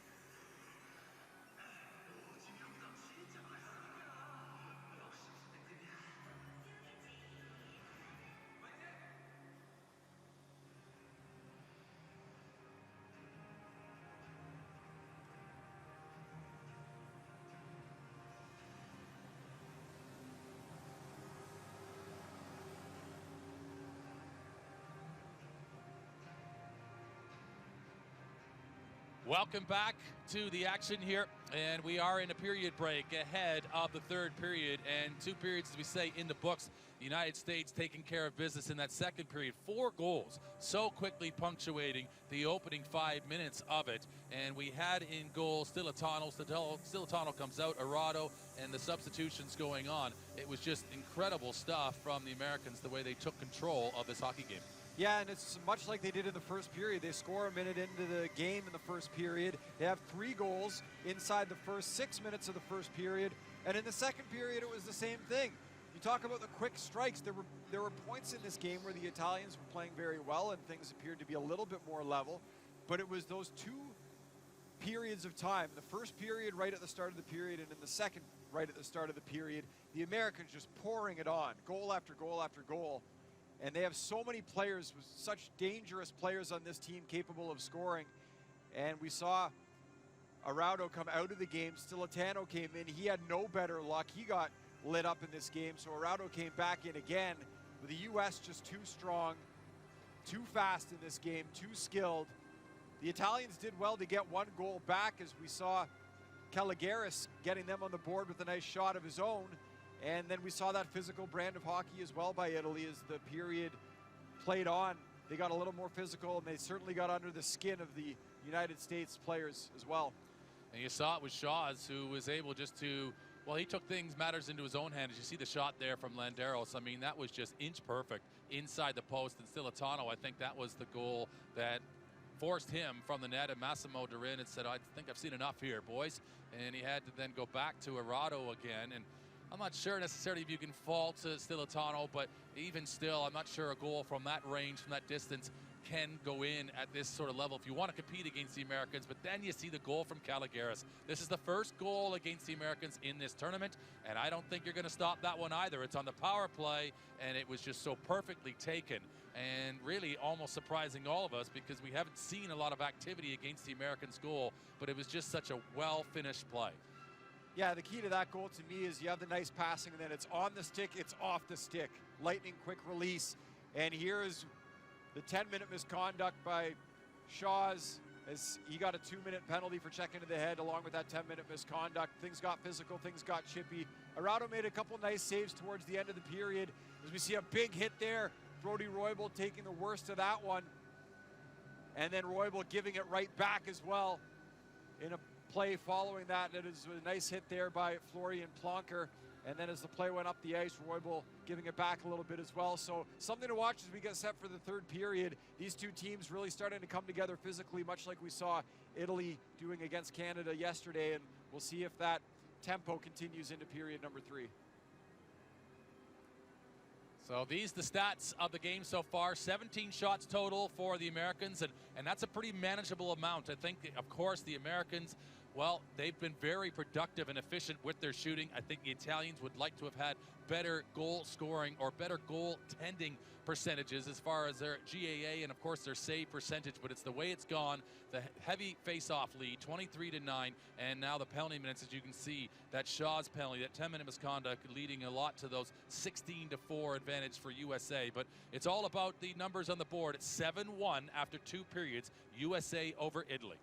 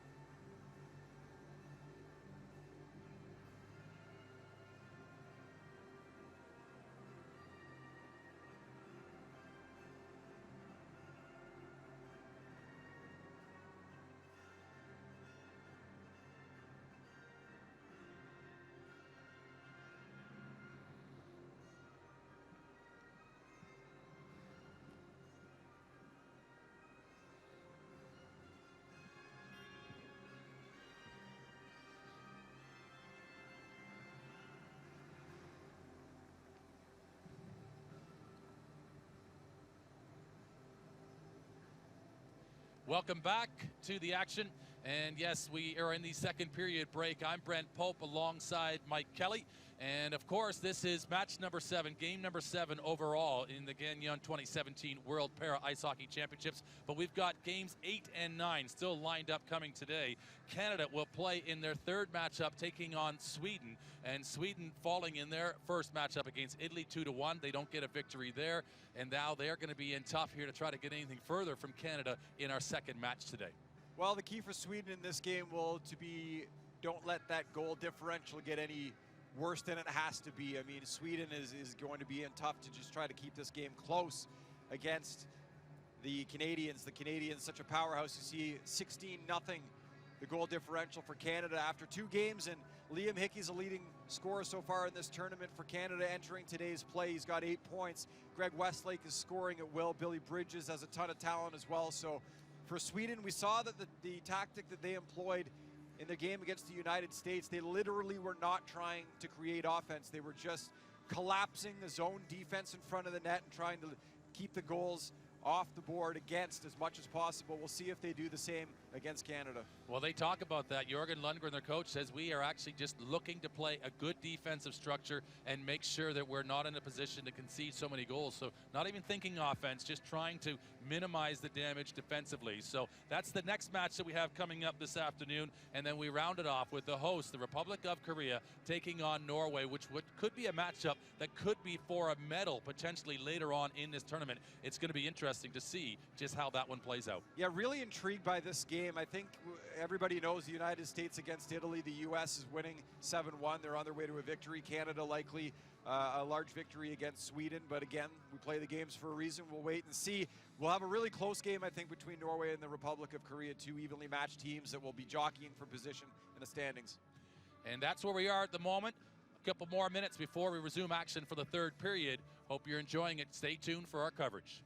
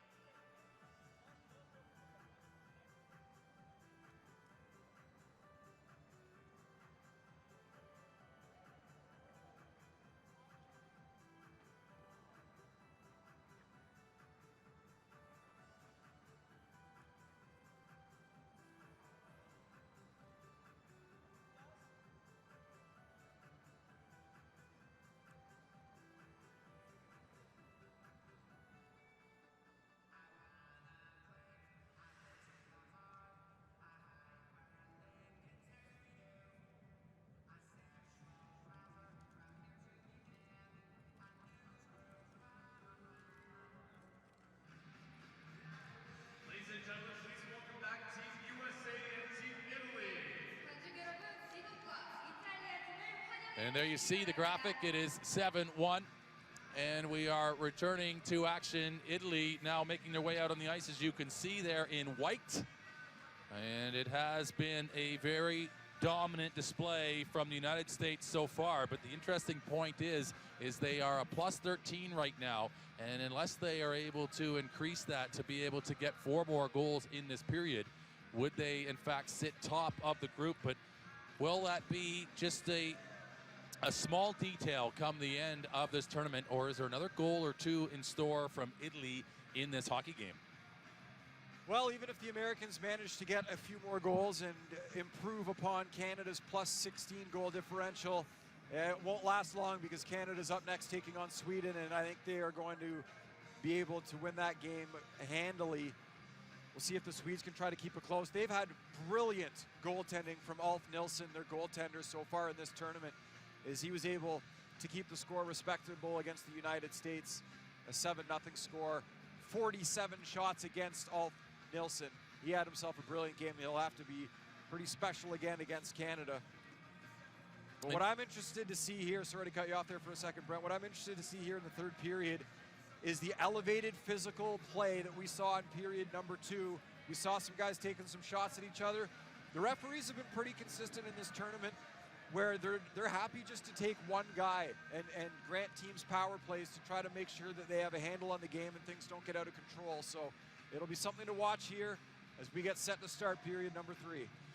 Interesting. Cash still in goal. Yesterday at this stage when they played against Sweden, Bo Reichenbach came in goal. It was given an opportunity for some ice time, but in this one against Italy, it'll be Cash to see the duties here to start the third period at least, as Cavallert now will take control of the puck and just settle things down. He's turned it over. Farmer in alone with Roybal, and that is going to be too much, you think, and it is just like that, as it's going to be Farmer and Roybal, the dynamic duo for the United States, and still teenagers. The pair of them are right in the prime of their scoring lives here. Well, if you're going to give 2 players in this tournament a 2-on-0, these would probably be the last 2 players you want to do it. Roybal, Farmer, so much skill, and that's just too easy for Declan Farmer. He adds yet another goal to his impressive totals already in this tournament. Declan Farmer, such a gifted goal scorer for the United States, as he's nearly equaled his total from the entire 2015 World Championship. Well, the total he had was 6. He's got 5 already, and interestingly, 6 was and tied Taylor Lipset, his former teammate of USA, and that was the individual record for one tournament. You wouldn't want to bet against that. Of course, Declan Farmer is going to top that and hold that record alone by the time he's done in Gangneung at the Hockey Center for these World Championships. But it's Italy with control now. They are taken and separated from the puck, and then again, that's Larch coming in with some good speed and movement. That pass not quite as up-tempo as they needed it there, and they end up having to slow up USA as they were coming in numbers and really had Italy outnumbered across that line. Nice hit there in the corner as well. As the Americans getting set up again here. An opportunity in front, a wide open net. Whacking away at it, but getting across to make the save. The Italian goaltender, Arauto, a nice play there. And we're going to have a power play opportunity here as a slashing call coming up. We'll take another look here as Roman centers the puck. Unable to get it quickly off the stick there was number 8, Jack Wallace. Had he been able to one-time that, we might have seen a goal. And then a slashing penalty coming up here against the United States. As heading to the box is Adam Page, and the Italians will have a power play opportunity less than a minute and a half here into the third period as they'll try to get on the board here and cut into this 8-1 score. And you see Paul Shaw's still in the penalty box serving that 10-minute misconduct, and he is keen to get back out on the ice and get involved in this one, as Laperti will be the first one on it. So in the offensive zone, Italy with a chance here. Oh, they go right wide. That's Planker, who has a golden opportunity to go high blocker. But again, as we have seen, just a shot just wide of goal as Caligaris lays it on here for Laperti, and Laperti's having a great hockey game. He's had a great couple of games, and he continues to try to impress here and physically doing that to try to get Roybal separated from that puck, but that is a little bit difficult.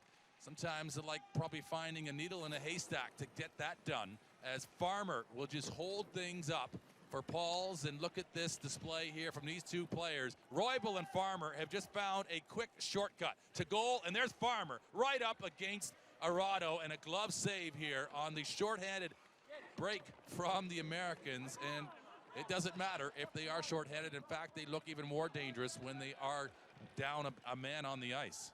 Yeah, just more ice for them to skate. They're a fast team, and Really doesn't matter how many players they have on the ice. Sometimes they're so effective with their speed and their skill. Brody Roybal giving and taking a couple of hits there on that shift as well, something that we've seen from him in this game. He'll be a player to watch in terms of the physical element from the United States. 35 seconds left on this Italian power play. They'll look to get things set up here, try to generate some offense. Just saw a play a moment ago from Plankert, so incredible, where he used the end of his stick, the end that has the spikes in it that they propel themselves with. He laid that down to try to catch up with a pass that was coming across the ice and just got enough to settle that puck down so he could try to retrieve it. But there's a long shot in on Cash. Cash, though, just puts that down, and it's like money in the bank as he'll just leave it. But actually, it gets picked up here by Caligaris. Caligaris meets Rico Roman and Laperti with another shot in, and then Cash with the blocker up defends that puck. And he will take a whistle and a face-off just to give his team a breather as they have successfully killed the penalty. 11:36 here to go in the third period. Another offensive zone face-off for the Italians as we take a look at a replay here of Laperti with the shot on goal. Not a lot of traffic. Cash, he gets that blocker up and says, you take one more stride, Planker, and you're getting this thing right in the chops. Here's a nice shot. Almost caught Cash off guard there as he's falling backwards into his goal, but he's able to make the save. And that's an example of what we saw earlier from Declan Farmer right off the face-off. And although Cash is so capable of making that save, doesn't matter who you are. You get a quick shot like that you've got to respond to and not anticipating it. If you're not in the right exact position, you can find yourself caught out in a hurry as Italy win a face-off, and they've had 3 shots here in succession on Cash. And this is a different hockey game for Steve Cash. And we talked about whether or not he was going to start this third period and whether he was going to stay in there. Well, he has been tested in this third period already. A couple of good opportunities for the Italians, and they break out here with a 3-on-1, but you watch how fast the Americans are in the back check. Is a nice shot on goal there by Gianluigi Rosa, and Cash was up to the challenge. Even though it was a 3-on-1 coming through the neutral zone for the Italians, the Americans are so fast, so that's why Italy choosing for a shot from some distance there, which is a nice play by Rosa, but it's tough for them to get up the ice without the Americans catching them on the back check. Well, it's just opened up a little bit, this hockey game, where both teams are feeling it a little bit more and taking some passing plays. Oh, is there a loose rebound available for the United States here? Arado, though, is just as quick to be able to find the answer in time, and he gobbles that puck up for an important face-off and a chance just to settle down his defensive lines again as both teams will change. And we will just pause for a moment. That's 8-1 United States. They've got a goal in this third period.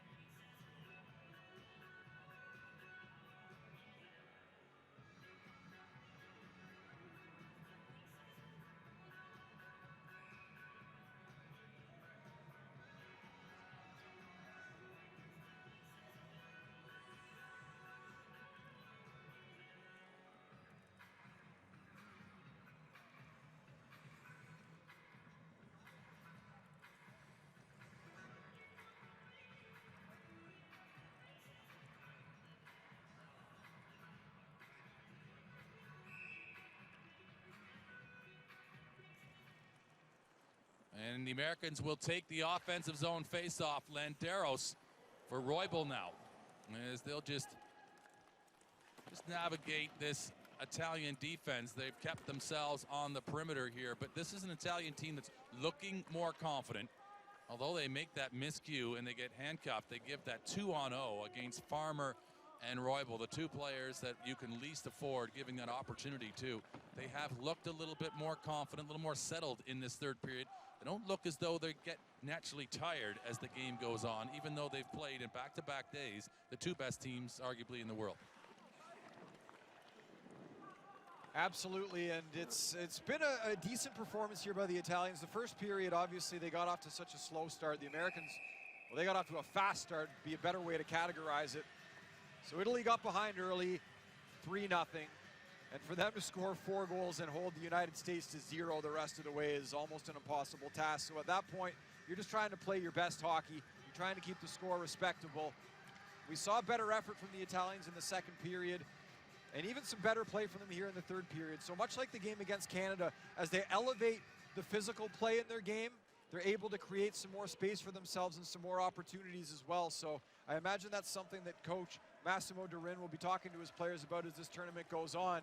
Play that physical brand, because that's when this team's at their best. And it was Caligaris with the opportunity, a little bit of a partial break there, but you're seeing how much attention that Caligaris is getting. There's another big hit as he is totally wiped out by Wallace, and that's the aforementioned comment there, that Caligaris, anytime he's getting the puck, is basically a marked man. Well, that's a penalty against the United States. Wallace went in there way too hot, and he's going off to the penalty box for a roughing call as he got the hands extended. We'll take a look here. The puck coming into the middle of the ice. There's Caligaris, and Wallace with a shove up around the head area, just a little bit too aggressive. That's the way that this game, the tempo of this game's been going. We've seen it elevate, and the Italians will have a power play. So Wallace upsets the apple cart, and down goes Caligaris. But it is now the power play. They've already utilized this to great effect for the lone goal they do have. Caligaris is okay, and he's out on the ice. He was the one who was the finisher of that shot, and it was a real well-taken power play goal up over the blocker shoulder of Steve Cash. If they got another one of those in their pocket, in their bag of tricks with this opportunity, Landeros is going to just send them back in behind their own goal to have a think about it. And is right on him is Adam Page, and he's not going to give any time to the Italians to have a look up ice, but they come back with good puck support. And Laperti is going the wrong way, but he's laid it off here well, but they've left it behind, and that's what happens. You just create a busy situation there, reducing time and space, and the Italians getting a little bit handcuffed, just trying to get out of their own zone. Tough to do against such a fast, skilled team like the United States of America, and you see anytime the Italians have the puck on their stick, there's usually an American player close by, closing that gap. As Italy will take the puck out now, it's Gianluigi Rossi in across the line, but broken up immediately by the Americans, and tagging up now will be Caligaris. It's a fantastic hit there by Landeros, who doesn't have the same body weight as Gianluigi Rosa would, but he comes into that traffic zone, and he certainly battles as this is Caligaris trying to get a shot on it. A good scramble in front. It's just got away from the Italian sticks to be able to get one more shot before now they'll have to re-look at their options here. And McCree is just going to hold it. They've got good puck support right now, Italy. And you, looking at Blanker, looked for a second as though he was going to try to cup that puck. Here it comes out from McCree. Cash has got to smother it. I think Laperti had lost his stick and was unable to get himself back involved to compete for that puck. And so as a result, it's sent the length of the ice, and Arado out.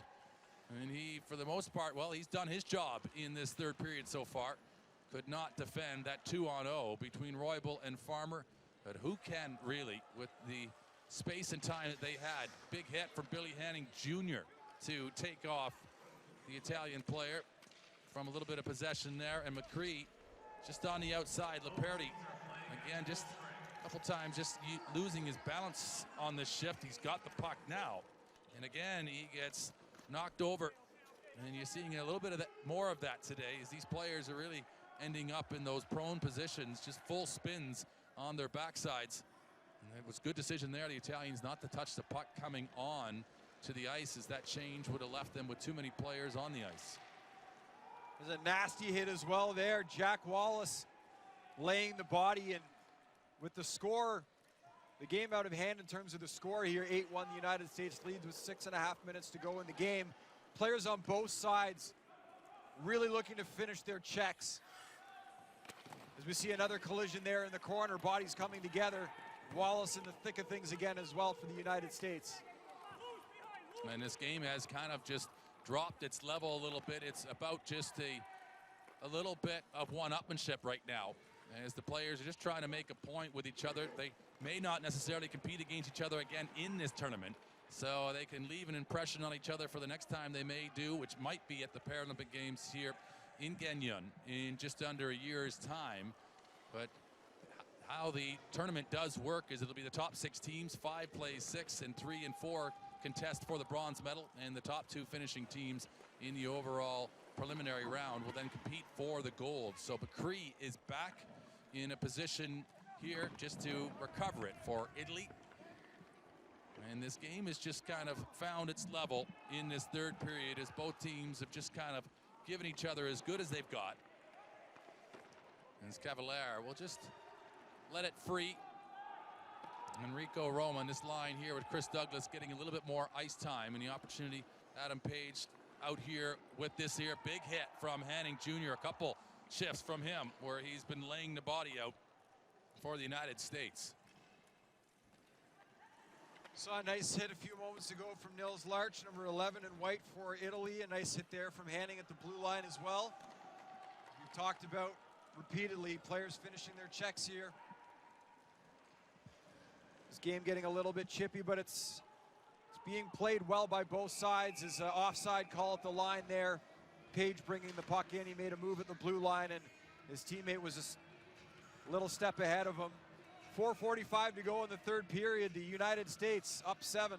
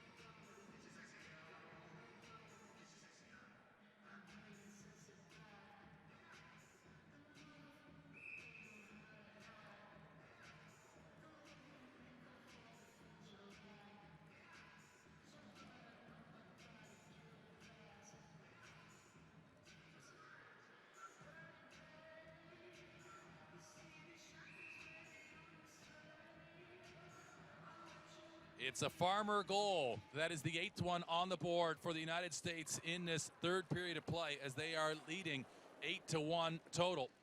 And play resumes.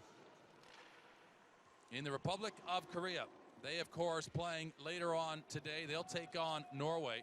And our next match coming up, it's Canada taking on Sweden in our coverage of the Gangneung 2017 World Para Ice Hockey Championships. This is the USA only in their second game of the tournament. And a 7-0 scoreline against Sweden. Right now, they have that same advantage, but they've conceded a goal in this one. That first one that they do concede. And Sandro Caligaris with his second now of the tournament. It's on the power play. And I don't think Steve Cash really could have done much about it, but it's the first blemish for a very proud and, well, I think undisputedly regarded as the #1 goaltender in the world.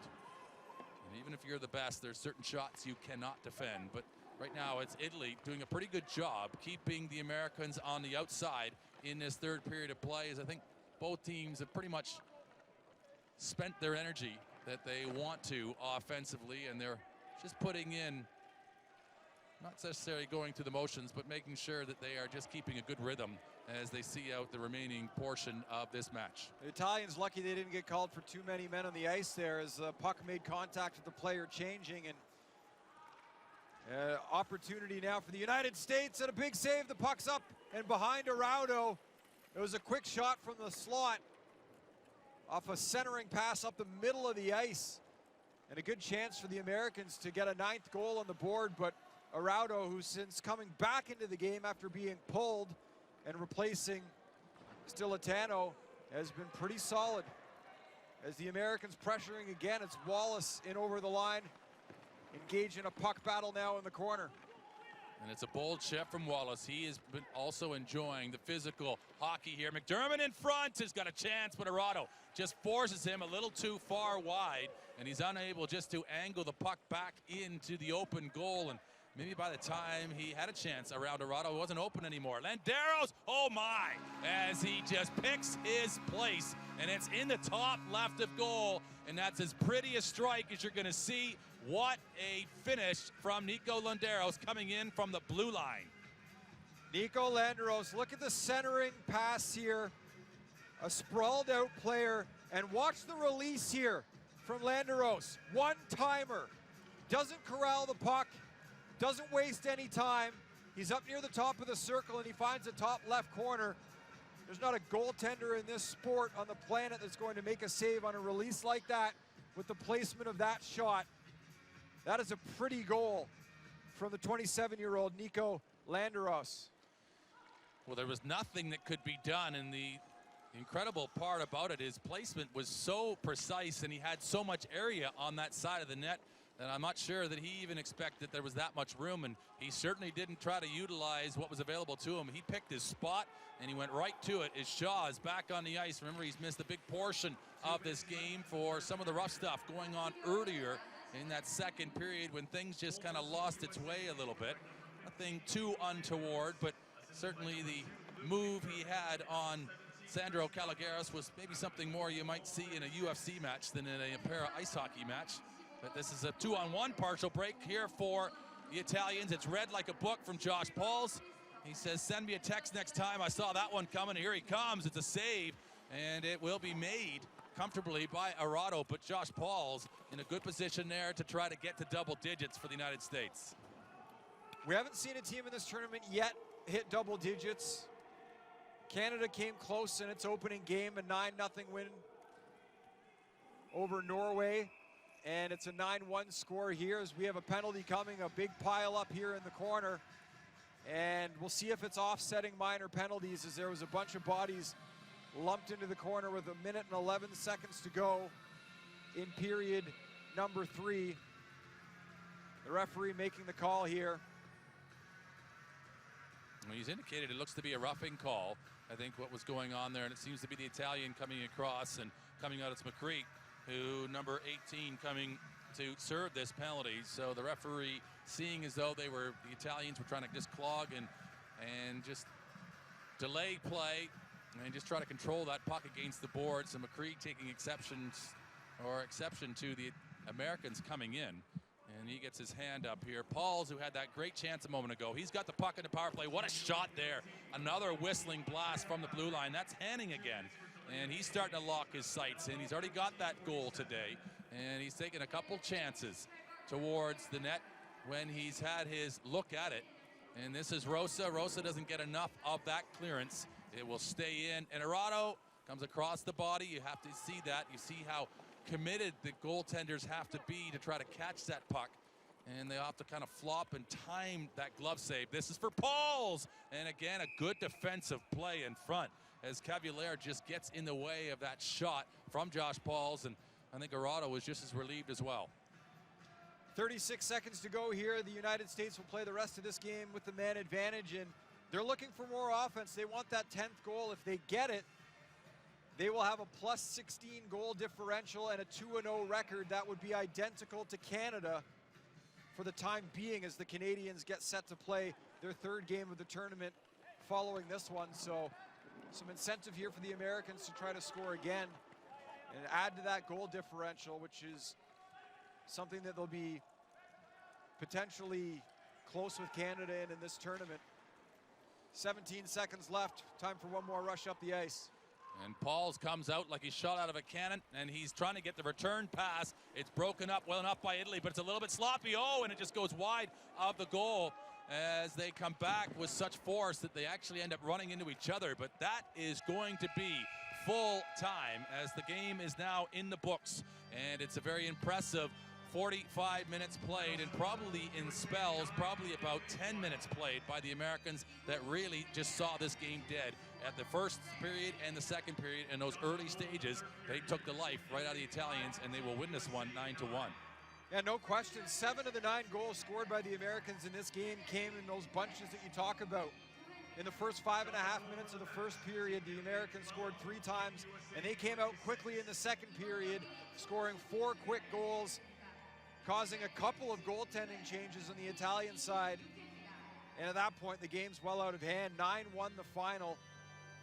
The United States, again, buoyed by their star players, Declan Farmer, Brodie Roybal having solid games, and we saw some great movement on the back end from Josh Paul's number 27 as the players line up at the blue line and get set for the player of the game announcements.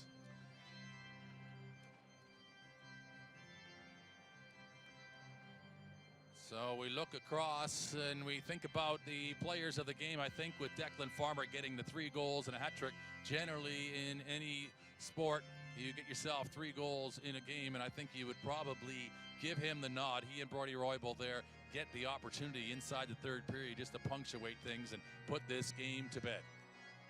No question about it, as the teams lined up again for the player of the game announcements, which we will let you listen in on in just a moment. Declan Farmer certainly would be worthy of that award here. Brodie Roybal played a terrific game as well.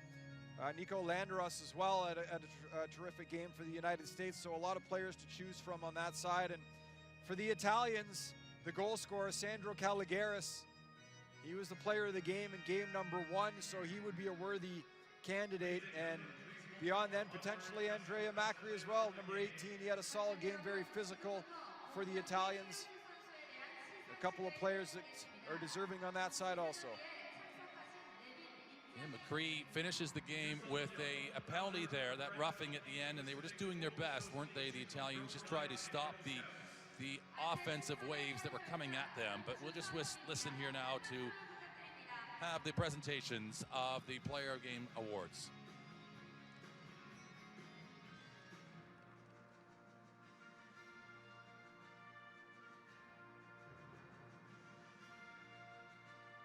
Ladies and gentlemen, we will now award the best player of Team Italy.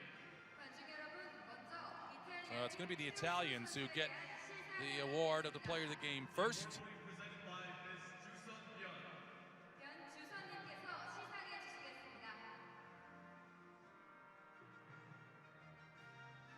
The best player of Team Italy is number 18, Andrea Macri. So as we discussed there, Andrea Macri, I'm not sure he even knows that he's won it yet. There he finally comes out. He's not necessarily one of the players that you would expect. As we talked about Sandro Caligaris, we see so much ice time as well by the defense here. We've got Planker, Winkler, Rosa, and ones to look for. Laperti, also a good physical presence, but it is Macri who gets the honor today for Italy. And he comes forward to accept his award. And another proud moment at World Championship level to be acknowledged for his individual performance today for the Italian team.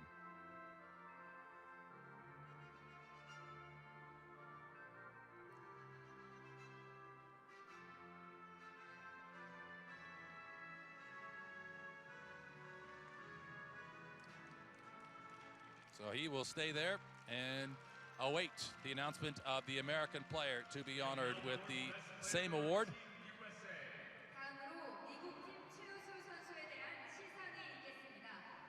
best player of Team USA is number 16, Declan Farmer. And no surprise there either. Declan Farmer with a hat trick. That's 3 goals in this hockey game. And he has already in a position, as you say, the all-time leading scorer for the Americans in this World Championship competition, and smiles abound as he is still a teenager. He'll soon be 20 in this year, but what a glorious spangled career he has already had for the Stars and Stripes. Declan Farmer, number 16 for the United States of America.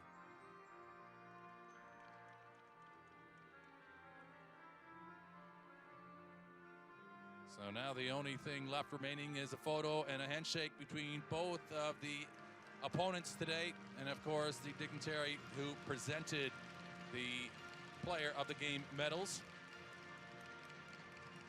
And then of course we will have the playing of the Star Spangled Banner in honor of the Americans who win this one with a scoreline of 9-1. Ladies and gentlemen, we will now play the anthem of the winning team. Please honor the anthem of Team USA.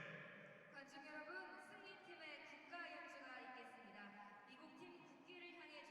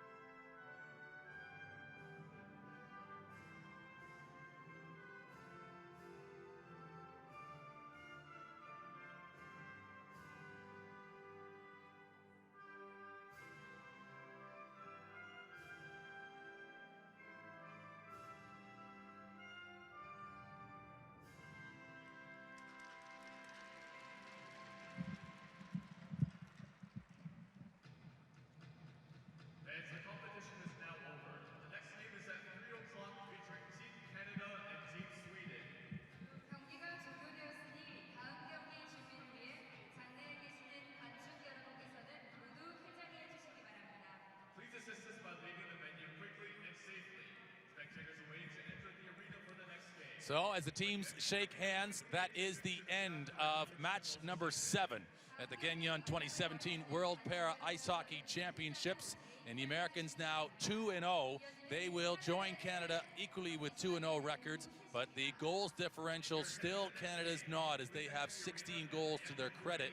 And with the 1 goal conceded today by the United States, they have a plus differential of 15. So it may all be inconsequential at the end, as we have more matches still to come, but we're going to have a look at the highlights from this one over the 45 minutes of play.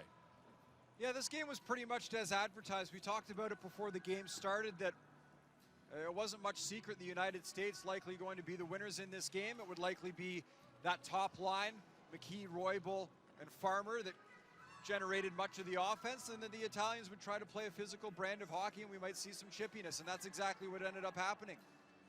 Declan Farmer with a hat trick in this game. Phenomenal as always for the United States, and he's only 19 years old. Already he is the leading goal scorer in World Championship history for the United States. He's got 6 goals already in this tournament, back-to-back hat tricks in the first 2 games, and that ties a mark that he set in the 2015 World Championship for most goals in a World Championship by an American player. So that is no doubt going to be broken in this tournament here in 2017. Farmer was brilliant. He was named the player of the game for the United States. They came out scoring plenty of goals, plenty early, as they had 3 in the first 5.5 minutes. And from there, and we talked about it earlier as well, it was just point night for a lot of these Americans. But a good job by the Italians and Caligaris there. Early on a power play, beautiful passing and a quick release by Caligaris, the best goal scorer on the Italian side, as he finds the back of the net. We weren't sure if we'd see a goal from the Italians in this game, given the mismatch, but they'll be happy to get one past Steve Cash. Some of the shooting that we have seen in the tournament so far, and particularly in this hockey game from both teams, the 1 goal by Caligaris, the goals from Landeros as well as Farmer and Roybal as well, so perfectly placed in their positioning that they are indefensible, and they really are poetry in motion, as we just see some of the just so well taken shots. It just can't have enough superlatives to explain just how skillful and talented these players are. As you watch this shot here, it is the wide open side, but he doesn't take advantage of it.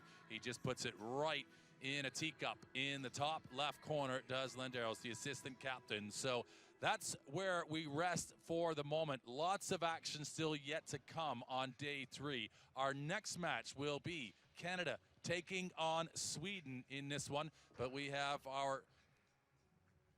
and that will be the action still yet to come in this one, as we look at the goal scorers here, as Farmer all the way down with those 3 goals. Hanning Jr. gets himself 1. Adam Page gets involved as well with the action today. And then the lone goal there from Sandro Caligaris.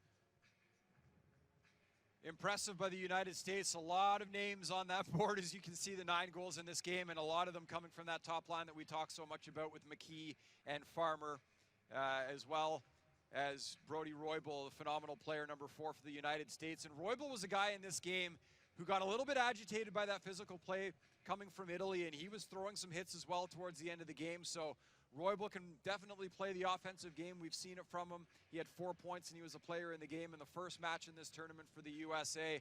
And he has that physical element as well. He wasn't shy to play as well. As we take a look at the statistics from this game, Italy with 12 shots on goal and a goal in the game, I think they'll be happy with that. That's more than a lot of people would have expected they'd be able to generate in this game. The 26 shots from the United States, not as many as the 47 they put up against Sweden in game 1 of this tournament, and the 9 goals also.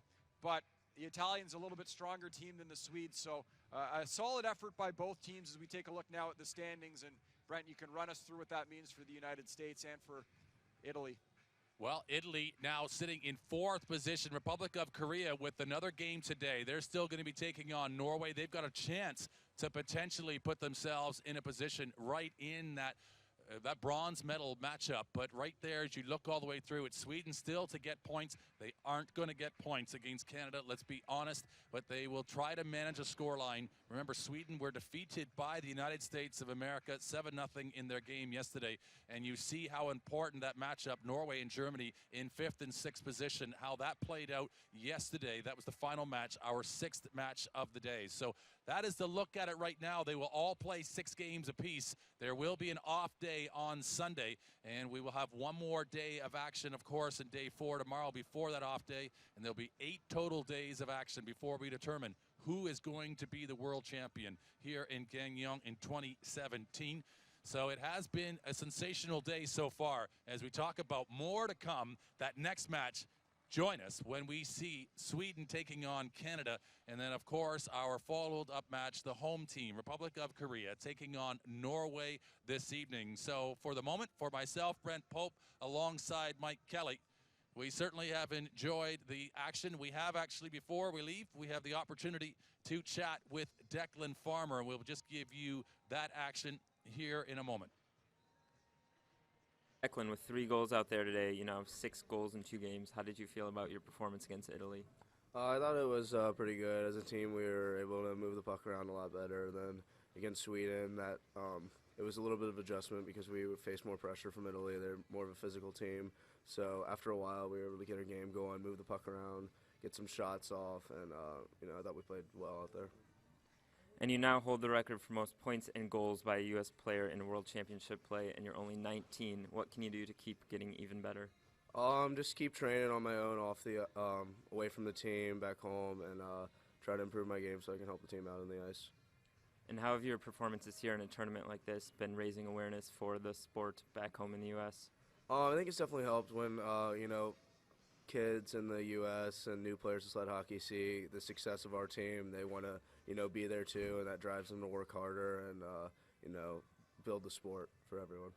Thank you, Declan. Thank you. There you go, Steve. Thanks. Cheers. And there you see, that was the action from Declan Farmer as he was talking about the game. And, of course, now back-to-back hat tricks, the way he has brought about this tournament. He's been a superstar, and he continues to get it done. He's led from the front, that line of McKee, Brody Roybal, and Declan Farmer. Again, sensational for the United States. No question about it. They pick up a victory here against the Italians by a score of 9-1. So now we will see what the other superpower in para-ice hockey can do. Team Canada taking on Sweden. And that game goes at 3 o'clock local time here in the Republic of Korea. And we've talked a lot about Billy Bridges and Greg Westlake. And so many of these gifted offensive players for the Canadian team. Their actual leading scorer after 2 games is Liam Hickey, another player to focus on. So we'll look forward to bringing you that game at 3 o'clock here, local time in the Republic of Korea. Until then, we appreciate you watching our coverage of the United States and Italy in Game 1 here on Day 3.